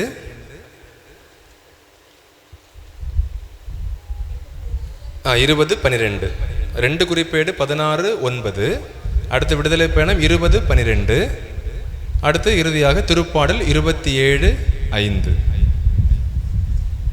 அப்ப கடவுளுடைய வார்த்தை ஆற்றல் மிக்கது. வாசிங்க திருப்பாடல் 29:4. ஆண்டவரின் குரல் எப்படிப்பட்டது? வலிமை மிக்கது. ஆண்டவரின் குரல் மாட்சி மிக்கது. ஆண்டவரின் குரல் கேதுரு மரங்களை முறிக்கிறது. ஆண்டவர் லெபனோனின் கேதுரு மரங்களை முறித்து விடுகின்றார். துள்ள செய்கின்றார். அதாவது என்ன பாருங்க, இதெல்லாமே ஆண்டவருடைய வார்த்தை ஆற்றல் மிக்கது. இந்த ஆற்றல் மிக்க இறை வார்த்தை நம்ம என்ன செய்யணும்? முதல்ல நம்பணும். முதல்ல என்ன செய்யணும்? நம்பணும். அடுத்து ஏற்றுக்கொள்ளணும். அடுத்து அறிக்கையிடணும். சரிதானே? முதல்ல நம்ம என்ன செய்கிறோம்? ஏற்றுக்கொள்கிறோம், நம்புகிறோம். அது முக்கியம். அறிக்கையிடுக. அறிக்கையிடனா என்னது? சத்தமா அறிக்கை, மற்றவர்களுக்கு சொல்லுவது.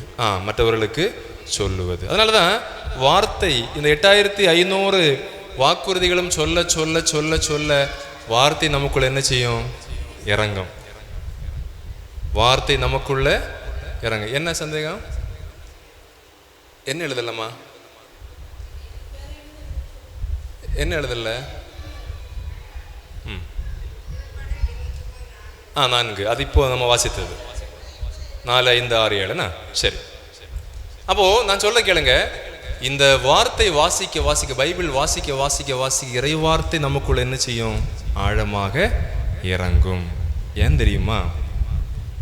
இந்த வாக்குறுதி யாரிடம் முழுமை பெறுகிறது? வாக்குறுதியில் யாரிடம் முழுமை பெறுது? யாரிடம் முழுமை பெறுகிறது வாக்குறுதி எல்லாம்? வாக்குறுதி அளித்தவர் கடவுள். யாரிடம் அது முழுமை பெறுகிறது? யார் ஆமேன் என்றும் ஆம் என்றும் சொல்லுகின்றார்? இயேசு. இயேசுவில் தான் இந்த வாக்குறுதி எல்லாமே என்ன செய்து முழுமை அடைகிறது. அதனால தான் 8500 வாக்குறுதிகளை மனப்பாடம் செய்ய முடியுமா? இந்த 8500 வாக்குறுதிகளை மனப்பாடம் செய்ய முடியுமா? முடியுமா? முடியாது. வழக்கமா என்ன செய்யாது? முடியாது. ஆனா முடியும். நான் ஒரு ஷார்ட்கட் சொல்லி தரேன். 8500 வாக்குறுதிகளை மனப்பாடம் செய்ய முடியுமான்னு கேட்டா முடியாது. ஆனா முடியும். நான் ஒரு குறுக்கு வழி சொல்லி கொடுக்கிறேன். அதைத்தான் நம்ம வாசித்தோம். இயேசு சொல்லும் ஆம் வழியாக கடவுள் அருளும் எல்லா வாக்குறுதிகளும் நிறைவேறுகிறது. அப்ப யார் வழியாக எல்லா வாக்குறுதி நிறைவேறுகிறது? யார் வழியாக? இயேசு வழியாக. இப்ப மொத்த வார்த்தையும் ஒரு நபராக மாறுகின்றார். வார்த்தை மனிதனானார். யார் அது? இயேசுவை பிடிச்சா 8500 அவ்வளோ. நான் சொல்றது புரியுதா உங்களுக்கு? இப்போ இயேசுவை பற்றி கொண்டால் 8500 தானா வந்து தலையில விழும். ஏனென்றால் மொத்த வார்த்தையும் ஒரு மனிதனாக, ஒரு நபராக மாறியிருக்கின்றார். அது யார்? இயேசு. வார்த்தை மனிதனானார், நம்மிடையே குடிகொண்டார். சரிதானே? அப்ப இந்த இயேசுவை நாம் அன்பு செய்தால், இயேசுவை நாம் சொந்தமாக்கினால், இயேசுவை நாம் பற்றி கொண்டால், பைபிள் சொல்லக்கூடிய எல்லா வாக்குறுதிகளுக்கும் நாம் சொந்தக்காரங்க ஆகும். சரிதானே? ஏனென்றால் எல்லா வாக்குறுதிகளும் இயேசுவில் நிறைவு பெறுகிறது என்றால், அவர் சொல்லுகின்ற ஆம் என்ற வார்த்தையில் நிறைவு பெறுகிறது என்றால், நாம் இயேசுவை பற்றி கொள்ளுகின்ற பொழுது, அவரை ஆழமாக அன்பு செய்கின்ற பொழுது, இறைவார்த்தையில் அவரை கண்டுகொள்ளுகின்ற பொழுது, எல்லா வாக்குறுதிகளும் நமக்கு சொந்தம். என்ன சொல்றீங்க? 8500 செட் ஆகுமா? ஆகாதா? ஆகும். சரி, இப்ப இயேசு எப்படி அன்பு செய்கிறது? இயேசு எப்படி அன்பு செய்கிறது?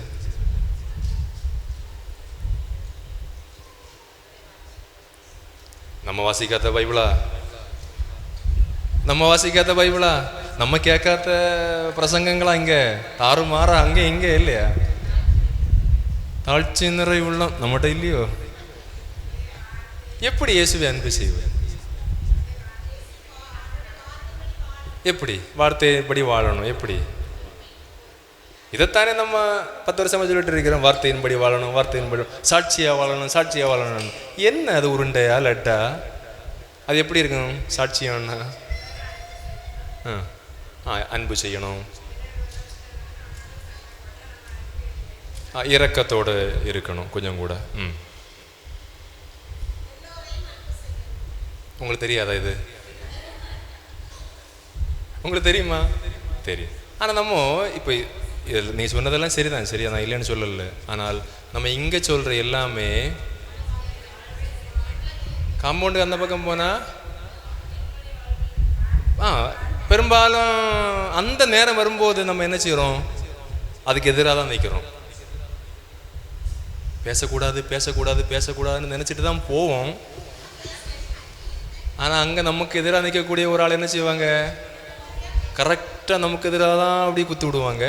நம்ம கூட என்ன வரும்? ஒரு ஆவேசம் வரும். நம்மளே மறந்து நம்ம என்ன செய்வோம்? எதை பேசக்கூடாதுன்னு நினச்சிட்டு வந்தோமோ அதை விட 2 மடங்கு. அடுத்து சிலவங்களுக்கு அது பிரச்சனை இல்லை பேசுனது. ஆனால் சில ஆட்களுக்கு வீட்டில் வந்து உட்கார்ந்த பிறகு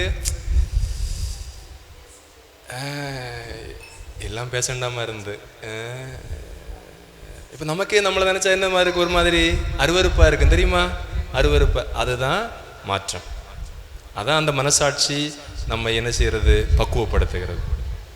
இப்போ சில நேரத்தில் இயல்புக்கு மீறி நம்மை மீறி நம்ம போனால் கூட கடவுள் என்ன செய்கிறாரு? நீங்கள் சொன்ன மாதிரி கடவுளுடைய வார்த்தை நினைவுபடுத்துறது, நீ செய்தது தவறு. இப்போ எனக்கு அடுத்த கேள்வி, எல்லா இடத்துலையும் இப்படி செய்தால் பரவாயில்லையா? இப்போ நம்ம எல்லா இடத்துலையும் போகிறோம், பேசக்கூடாதுன்னு நினச்சி போகிறோம், பேசுகிறோம், வீட்டில் வந்து ஃபீல் பண்ணுறோம், போதுமா? லைசன்ஸ் மாதிரி நினைக்கிறோம் பேசக்கூடாதுன்னு. ஆனால் அங்கே போகும்போது பேசியாச்சு, வீட்டில் வந்து ஃபீல் பண்ணுறோம், மறுநாளைக்கு மீண்டும் போகிறோம். அப்போ என்ன வித்தியாசம் நம்ம காட்டுறோம்? ஆண்டவரே நாவுக்கு காவல் வைத்தருளும், பழைய ஜெபம். அப்படி தானே? நான் ஆண்டவரே ஒவ்வொரு நாளும் என்ன செய்யணும்? சிலுவையை நீட்டி வரையணும். ஆண்டவரே என் நாவுக்கு காவல் வைத்தருளும், என் நாவாகிய வாயிலை காத்துக்கொள்ளும். அதாவது நீங்கள் சொன்னதெல்லாம் சரிதான். கொஞ்சம் கூட நம்ம எப்படி இருக்கணும்? விழிப்பாக இருக்கணும். கொஞ்சம் கூட என்ன செய்யணும்?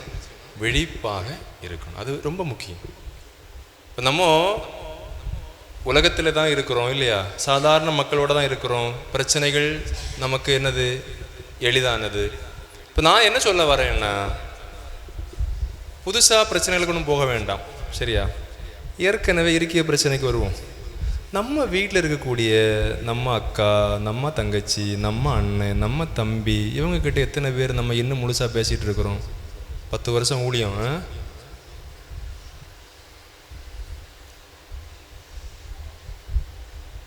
10 வருஷம் ஊழியம், அதெல்லாம் சரி, கடவுள் உங்களுக்கு அதுக்குரிய அருளை தருவார். ஆனால் என்னால் இன்னைக்கு என் மகனை, என் மகளை மன்னிக்க முடியலை, என் மருமகளை மன்னிக்க முடியலை, என் கணவனை ஏற்றுக்கொள்ள முடியலை, என் மனைவி ஏற்றுக்கொள்ள முடியலை, அல்லது என்னுடைய சகோதர சகோதரிகள் உடன் பிறந்தவர்கள் அவங்களை என்ன செய்ய முடியலை, என்னால் ஏற்றுக்கொள்ள முடியலை, என் பக்கத்து வீட்டு அக்காவை இன்னும் என்னால் முழுசாக மனசார மன்னிக்க முடியலை அப்படின்னு நம்ம எத்தனை பேர் இருக்கிறோம்?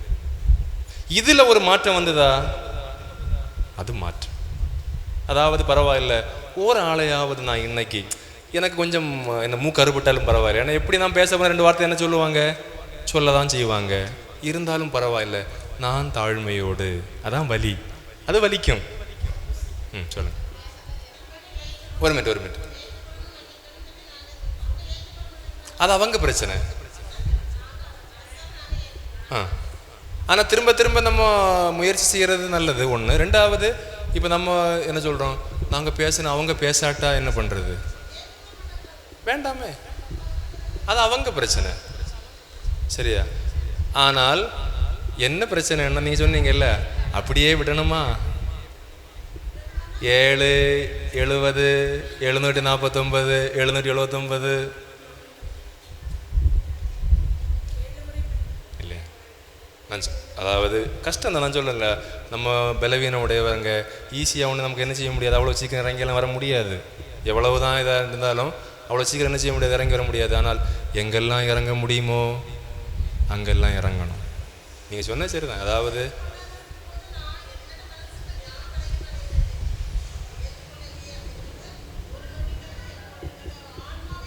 கரெக்ட். அடுத்த பாயிண்ட், அதாவது நம்ம அங்கே தான் வரப்போகிறோம்.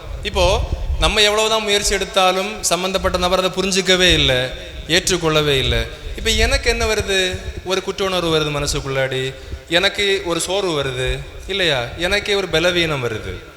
இப்போ இது ஆங்கிலத்தில் வாய்டுன்னு சொல்லுவாங்க, VOID. அதாவது ஒரு வெற்றிடம், ஒரு அன்பிற்கான, மன்னிப்பிற்கான, அந்த உறவுக்கான. நான் ஏங்குறேன், எனக்கு அது கிடைக்கல. நல்ல பாயிண்ட் அது. அப்போ அது ஒரு வெற்றிடம், சரியா?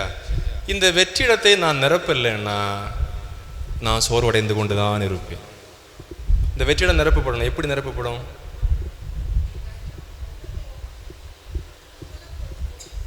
இந்த வெற்றிடத்தை எப்படி நிரப்புறது? அது ஜெபம். நீங்க நிரப்பணும் இல்லையா? நிரப்பலைன்னா அது என்னது? வெற்றிடம். எப்படி நிரப்புறது?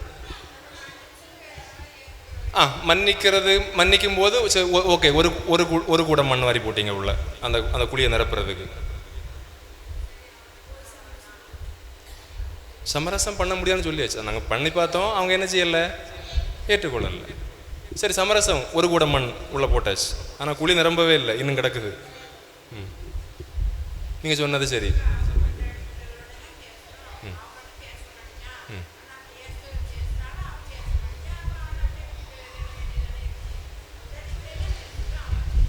உறவை புதுப்பிக்கிறதுக்கு முயற்சி எடுக்கிறீங்க, ஒரு கூட மண் வாரி போட்டாச்சு. ஓகே ஓகே, அது கரெக்ட்.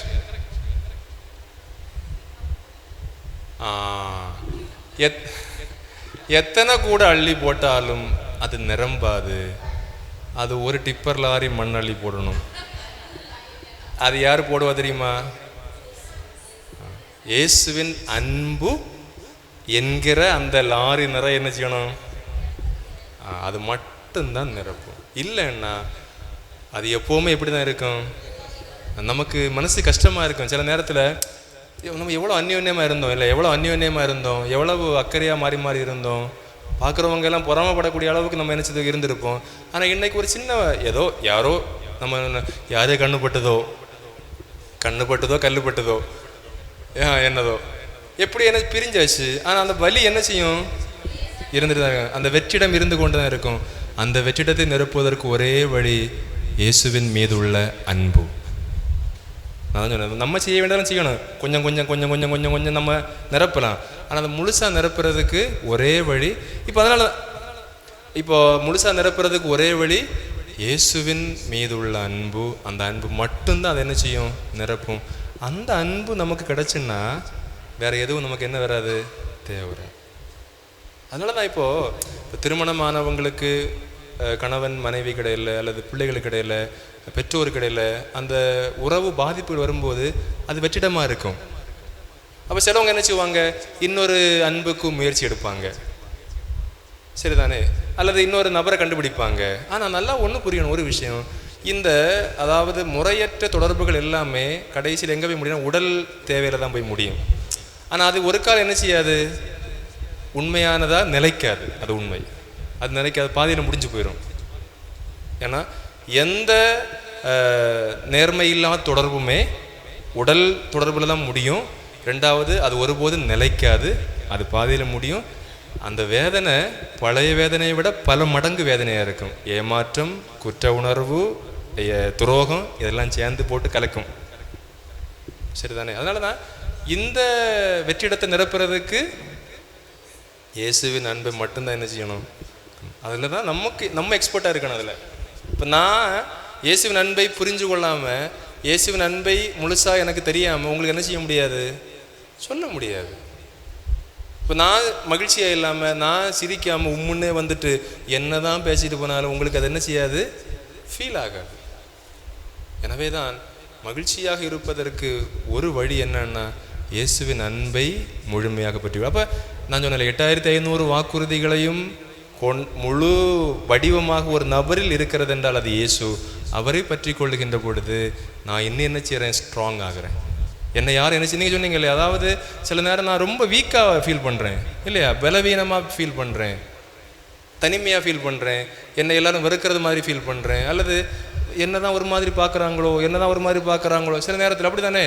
நம்ம தப்பே பண்ணியிருக்க மாட்டோம், ஆனால் எங்கேயோ பேச வந்ததில் பார்க்குறவங்க எல்லாம் நம்மளை தான் பார்க்குறாங்க, அப்படி ஒரு ஃபீலிங் வரும். ஆனால் இதையெல்லாம் நம்ம தாண்டி வரணும்னா எங்கே பிடிக்கணும்? அங்கே பிடிக்கணும். அது ஒன்றும் தான் என்ன செய்ய முடியும். வேற நம்ம யாருக்கிட்ட நியாயம் பேச போனாலும் சரி, யாருக்கிட்ட நியாயம் கேட்க போனாலும் சரி, யாருக்கிட்ட நம்மளை போய் மனசை திறந்து பேசினாலும் சரி, ஒரு காலம் என்ன செய்யாது, அந்த விஷயங்கள் மாறவே மாறாது.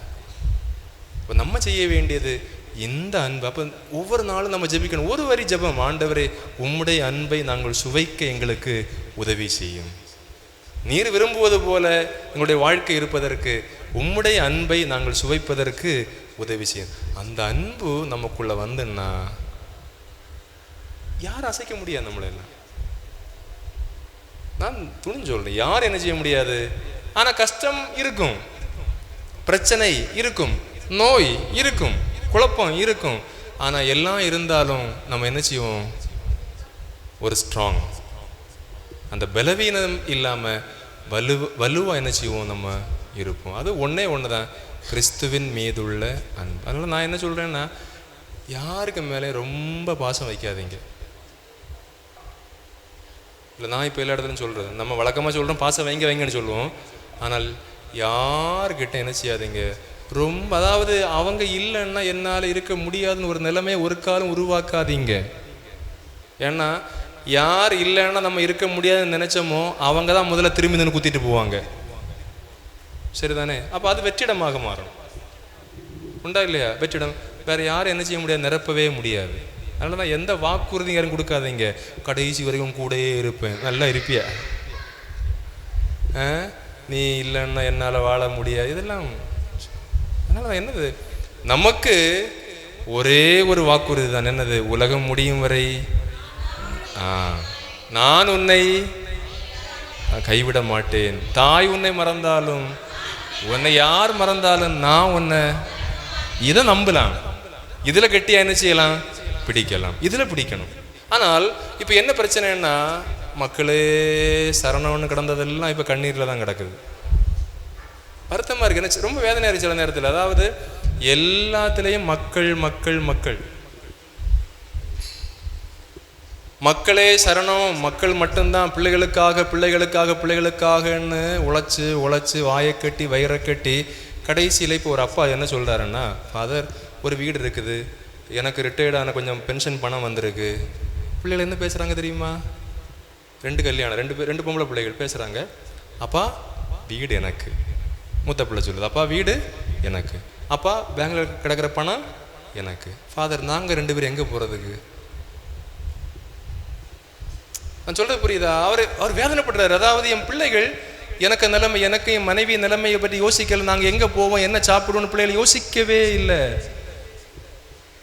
அவன் சொல்ல, எனக்கு வீடு, எனக்கு பேங்க்ல கிடக்கிற பணம். அப்ப எங்க என்ன செய்யறது? இனி வருங்காலம் இப்படிதான் இருக்கும். ஏன்னா அவர் நீங்க எந்த வாக்கிலையும் போங்க, அது எங்களுக்கு கவலையே கிடையாது.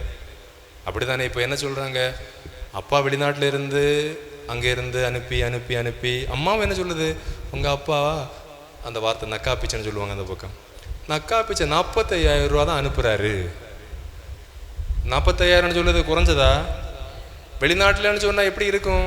ஏசிக்குள்ளே இருந்த வேலை, சாதாரண ஒரு கட்டட வேலை செய்யக்கூடிய ஆள் 30 மாடி 40 மாடி சிமெண்ட் மேலே கொண்டு போய் ஒரு கல் ஒரு கம்பியை குத்திச்சுன்னா ஹாஸ்பிட்டலில் போக முடியாமல் துணியினால் கெட்டிட்டு இந்த சிமெண்ட் மூட்டையும் கொண்டு மேலே ஏறி ஏறி ஒவ்வொரு படியும் ஏறும்போது என்ன நினைப்பாரு, என் பிள்ளை நல்லா இருக்கணும், என் மனைவி அப்படிதான் நினைப்பாரு, அக்காளுக்கு கல்யாணம் நடந்தது, கடன் அடைக்கணும், இப்படி நினைச்சு நினைச்சு நினைச்சு பணம் அனுப்புற. நம்ம என்ன சொல்லுது, நக்கா பிச்சை 45,000.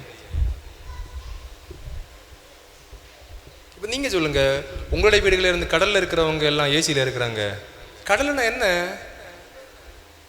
நீங்கள் எப்போ யோசித்து பார்க்குறீங்களே? யோசிக்கணும், ஒவ்வொரு நாளும் அரை மணி நேரம் உட்காந்து யோசிக்கணும். கடல்னா என்ன? கடலில் சும்மா நம்ம இந்த கடற்கரையில் போனாலே நம்ம என்ன சொல்கிறோம், என்ன வைக்க அப்படி தானே போகிறோம். மத்தியானம் வெயில் அங்கே அவன் என்ன செய்வாங்க? அப்போ அதை தாண்டி தானே என்ன உங்களுக்கு கொஞ்சம் காசு அனுப்புகிறாங்க. அல்லது இந்த இதில் லாஞ்சில் போகிறவங்க, அல்லது நைட்டு நம்ம கொஞ்ச நேரம் தூங்கலைன்னா நமக்கு தலைவலின்னு சொல்கிறோம். அவன் விடிய என்ன செய்கிறாங்க, தூங்காமல் இருக்கிறாங்க. சில நாள் ஒன்றுமே கொண்டு வராமல் வராங்க. அப்போது தூக்கம் இல்லை, உடல் கஷ்டம். 2வது மன கஷ்டம் இருக்காதா? நம்பி போனது இன்னைக்கு ஒன்றுமே இல்லை, சில நாள் கொஞ்சம் கூட கொண்டு வராங்க. இதெல்லாம் நம்ம என்ன செய்யணும், யோசனை பண்ணணும். நம்ம மக்களுக்கு இதை சொல்லி கொடுக்கணும். அதில் தான் பிரச்சனை வந்தது. அதனால தான் யாரையும் ரொம்ப என்ன செய்யாதீங்க, நம்பி அன்பை வைக்காதீர்கள். அளவோடு வைங்க. அவரவருக்குரியதை அவரவர் கொடுங்க, அதில் சந்தேகமே கிடையாது. அவரவருக்குரியதை அவரவர் கொடுக்கணும். ஆனால் முழுமையாக யாருக்கு தான் கொடுக்கணும்? இயேசு கொடுக்கணும். கடவுள் முதன்மைப்படுத்தப்படுகின்ற பொழுது, கடவுள் மேன்மைப்படுத்தப்படுகின்ற பொழுது, யார் நம்மை புரிந்து நான் அடிச்சு சொல்கிறேன், யார் நம்மை புரிந்து கொள்ளாவிட்டாலும் பரவாயில்லை, நமக்கு ஒன்றும் தோணாது, ஒன்றுமே தோணாது. ஏன்னா நம்ம சொல்லல, பிடிச்சேன் புளியங்கொம்பா பிடிச்சேன், புளியங்கொம்பு என்ன செய்யாது, சீக்கிரம் உடையாது. இப்போ யார் என் கூட இல்லைனாலும் பரவாயில்ல, எனக்கு ஒரு தைரியம், பரவாயில்ல நல்லா வச்சிருக்கிறாரு, நான் நல்லா தான் இருக்கிறேன், அல்லது என் பிள்ளை நல்லா தான் இருக்குது, என் குடும்பம் நல்லா தான் இருக்குது, அவங்க பார்ப்பாங்கன்னு நினச்சோம், இவங்க பார்ப்பாங்கன்னு நினச்சோம், யாரும் பார்க்கல, பரவாயில்ல என்ன நல்லா தான் வச்சிருக்கிறாரு. சில நேரத்தில் நம்ம பட்ட கஷ்டமே நமக்கு என்ன வரும், நினைவுக்கு வரும். அப்படி தானே, அதை விட நான் என்ன செய்திருக்கிறேன், இன்னைக்கு நல்லா இருக்கிறேன், அதை விட நல்லா இருக்கிறேன். அப்படி நினச்சி நினச்சி நினச்சி என்ன செய்யணும், இறுக்கமாக பிடிக்கணும். இங்கே பிடிக்கும்போது தான் இந்த அன்பினுடைய ஆழத்தை நம்ம என்ன செய்ய முடியும், உணர முடியும். அப்படி வரும்போது நாளைக்கு நமக்கு ஒரு பிரச்சனை வந்தால் கூட, அல்லது மக்கள் நம்ம பார்க்கல, அல்லது நம்ம அன்பு செய்தவங்க, அல்லது நம்ம கூட இருக்கலாம்னு சொன்னவங்கெல்லாம் ஏமாற்றிட்டு போனால் கூட, எனக்கு தைரியமாக என்ன செய்ய முடியும், வாழலாம் அப்படி ஒரு முடிவுக்கு நான் வர முடியும். இன்னைக்கு எத்தனையோ பேர் என்ன செய்கிறாங்க, நல்ல வேலை இருக்குது, நல்ல வருமானம் இருக்குது, ஆனாலும் வாழ்கிறதுக்கு என்ன இல்லை, துணிச்சல் கிடையாது நிறைய பேருக்கு. ஏன்னா அவர்களெல்லாம் மனிதர்களை நம்பியவர்கள். அதானே திருப்பாடல் 112 என்ன அழகாக சொல்லுது, உயர் குடியினர் மீது நம்பிக்கை வைப்பதை விட கடவுளிடம் நம்பிக்கை வைப்பது, மனிதர் மீது நம்பிக்கை வைப்பதை விட தஞ்சம் புகுவதே நலம். இப்போ இந்த ஒரு உணர்வு நம்முடைய பணியாளர்கள் எல்லாருக்குள்ளே வரணும். அதாவது நான் கடவுளை முழுமையாக நம்புகிறேன், கடவுளை முழுமையாக ஏற்றுக்கொள்கிறேன். இந்த அன்பிலிருந்து நான் மற்றவங்களுக்கு என்ன செய்கிறேன், இப்போ சட்டியில் இருந்தால் தான் இல்லாத ஒன்றும் வர முடியாது. மற்றபடி நம்ம 10 வருஷம் இல்லை 15 வருஷம் இங்கே வந்து சுற்றிட்டு அப்படியெல்லாம் போகலாம், ஒன்றும் பிரச்சனை இல்லை, யாரும் உங்களை ஒன்றும் பண்ண மாட்டாங்க. நீங்கள் பார்க்கும்போது நல்ல நல்ல அந்த அக்கா நல்லா ஜெபம் செய்யும், அந்த அக்கா ஆவியில் எல்லாம் சரிதான். ஆனால் ஆவியில் நிரம்பின நீங்கள் பக்கத்தில் கூடிய ஆளை பார்த்து சிரிக்க முடியலன்னா, ஆவியில் முகத்தை பார்த்தா பக்கத்தில் சிரிக்க முடியலன்னா அது என்ன ஆவி, சரிதானே? எனவே தான் முகத்தை என்ன செய்யக்கூடாது, ரொம்ப சீரியஸாக விகாரப்படுத்த வேண்டிய தேவை கிடையாது. நமக்கு ஒரு ஒரு ஒரு பிடிமானம் வரணும். என்ன பிடிமானம், என்ன இல்லைனாலும் பரவாயில்லை, எனக்கு ஒருவர் இருக்கிறார். ஆனால் நம்ம செய்ய வேண்டிய கடமைகளை நம்ம செய்துட்டே இருக்கணும், நம்மை தகுதிப்படுத்தி கொண்டே நாம் இருக்கணும். அவ்வாறு நாம் இருக்கின்ற பொழுது 8500 வாக்குறுதியும் நமக்கு சொந்தமாகும். அதனால தான் இயேசு கிறிஸ்துவை நாம் முழுமையாக அன்பு செய்கின்ற பொழுது கடவுள் நம்மிடையே செயல்படுவார். அதுதான் கடைசியானது, நம்ம முடிக்கிறோம்.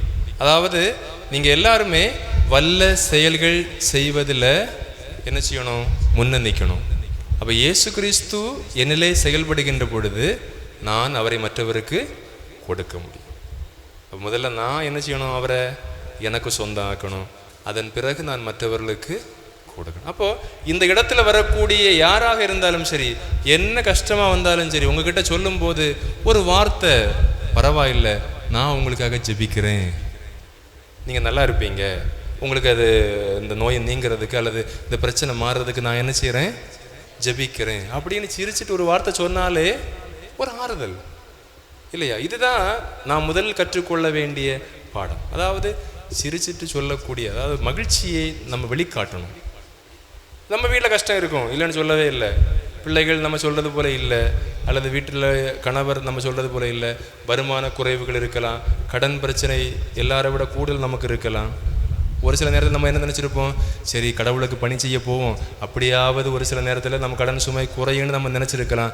ஆனால் நினச்சது ஒன்று இன்னும் நடக்கவே இல்லை. பரவாயில்லை, பரவாயில்லை, ஏனென்றால் கடன் சுமையை விட நமக்கு ஒருவர் இருக்கிறார், அவர் பெரியவர், சரிதானே?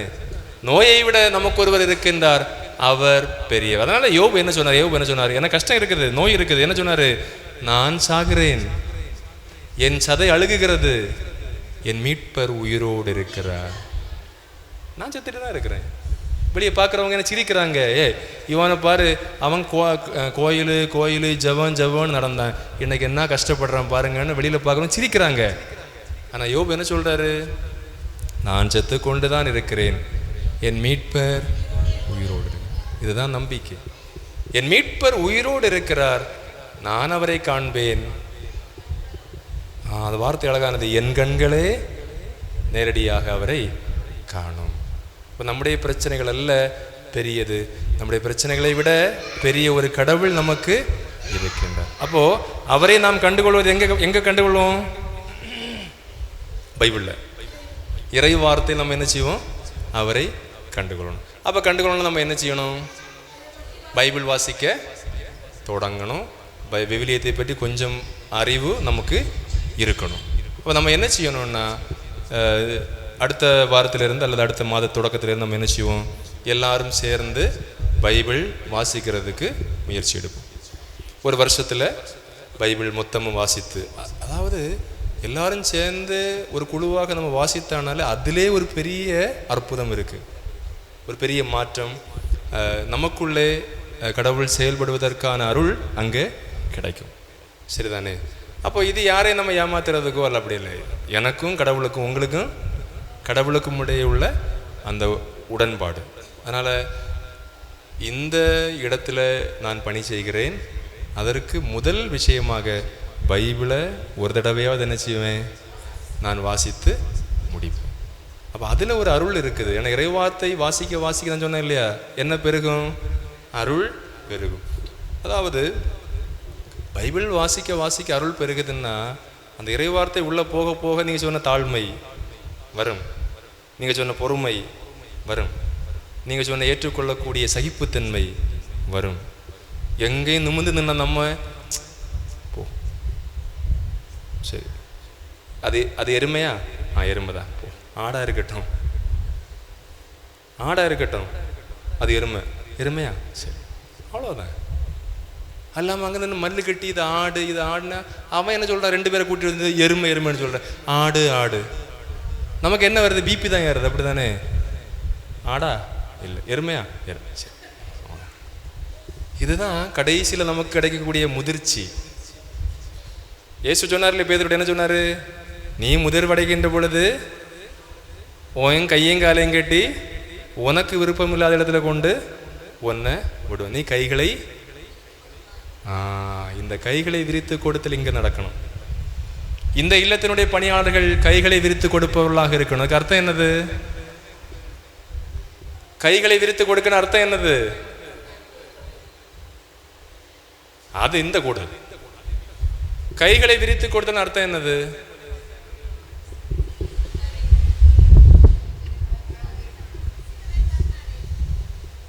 கைகளை விரித்து, இந்த இல்லத்தில் பணி செய்யக்கூடிய எல்லாரும் கைகளை விரித்து கொடுப்பவர்களாக இருக்கணும்.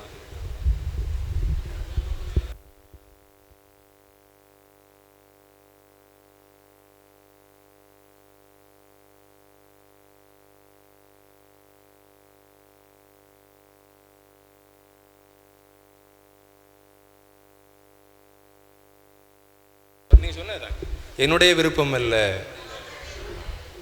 கடவுள் எதை நினைக்கிறாரோ அது நடக்கும். அப்போ கைகளை விரித்து கொடுத்தல் என்பது என்னது? நான் ஒன்றும் இல்லை, ஆண்டவரே எல்லாம். இதுதான் முதிர்ச்சி. அதனால தான் வயசானவங்க ஏன் கஷ்டப்படுறீங்க? இன்னைக்கு நம்ம வீட்டில் ஏன் வயசானவங்க கஷ்டப்படுறாங்க? பிரித்து கொடுக்க முடியல. நான் அந்த பயம், ஏன்னா பிரித்து கொடுத்தா நம்ம நினைக்கிறது போல் நடக்காது, நம்மளை நல்லா கவனிக்க மாட்டாங்கன்னு ஒரு பயம் இயல்பாகவே வராது. உண்மை. அதனால தான் என்ன செய்கிறாங்க? மக்கள் பார்க்குறதுக்கு, மருமக்கள் பார்க்குறதுக்கு அவங்க கைகளை விரித்து கொடுப்பது இல்லை. பிடிவாதம், அங்கே தான் பிடிவாதம் வரும். ஆனால் இந்த இல்லத்தில் பணி செய்யக்கூடிய எல்லாருமே கைகளை விரித்து கொடுக்கணும். என்னவா இருந்தாலும் சரி, கடவுள் பார்த்து கொள்வார், நான் எதற்கும் தயார். அதுதான் நம்முடைய விருது வாக்கு, நான் எதற்கும் தயார். கைகளை விரித்து கொடுத்தல். இப்போ இது நம்முடைய அன்றாட ஜெபமாக இருக்கணும். இன்றைக்கி நம்ம நற்கருணை ஜெபிக்கின்ற பொழுது, அல்லது ஜெபமாலை ஜெபிக்கின்ற பொழுது, ஆண்டவரே நான் என் கைகளை விரித்து எதற்கும் தயாராக இருக்க எனக்கு உதவி செய்யும் அப்படின்னு ஜெபம் சொல்லுவோம். நான் சொன்னேன்ல, இப்போ சின்ன சின்ன வரிகள் ஜெபம் எதெல்லாம்? ஆண்டவரே உம்முடைய அன்பு எனக்குள்ளே நிறையட்டும், இல்லை அது ஒரு ஜெபம். எல்லா நாளும் சொல்லலாம், இல்லை எங்கேயும் சும்மா சொல்லலாம். உம்முடைய அன்பினால் என்னை நிறைத்தருளும், உம்முடைய இரத்தத்தால் என்னை கழுவி தூய்மைப்படுத்தும், என் நோய்களை ஏற்றுக்கொள்ள எனக்கு மனப்பக்குவத்தை தாரும். நீர் விரும்புவது போல நான் நடப்பதற்கு எனக்கு உதவி செய்யும். கைகளை விரித்து எதற்கும் தயாராக இருப்பதற்கு என்னுடைய மனதை பண்படுத்தும். சின்ன சின்ன ஜபங்கள் எப்பவும் நம்ம என்ன செய்யலாம் சொல்லு. அதாவது இந்த சின்ன சின்ன ஜபத்தை அடிக்கடி நம்ம சொல்லும் போது என்ன தெரியுமா, இன்னொரு ஆளுக்கு நம்ம ஜெபிக்கும் போது இதெல்லாம் சேர்ந்து வரும். ஒன்னொன்னா நமக்கு எதுவுமே பிளாங்க் ஆகாது. நமக்கு என்னது, அப்பா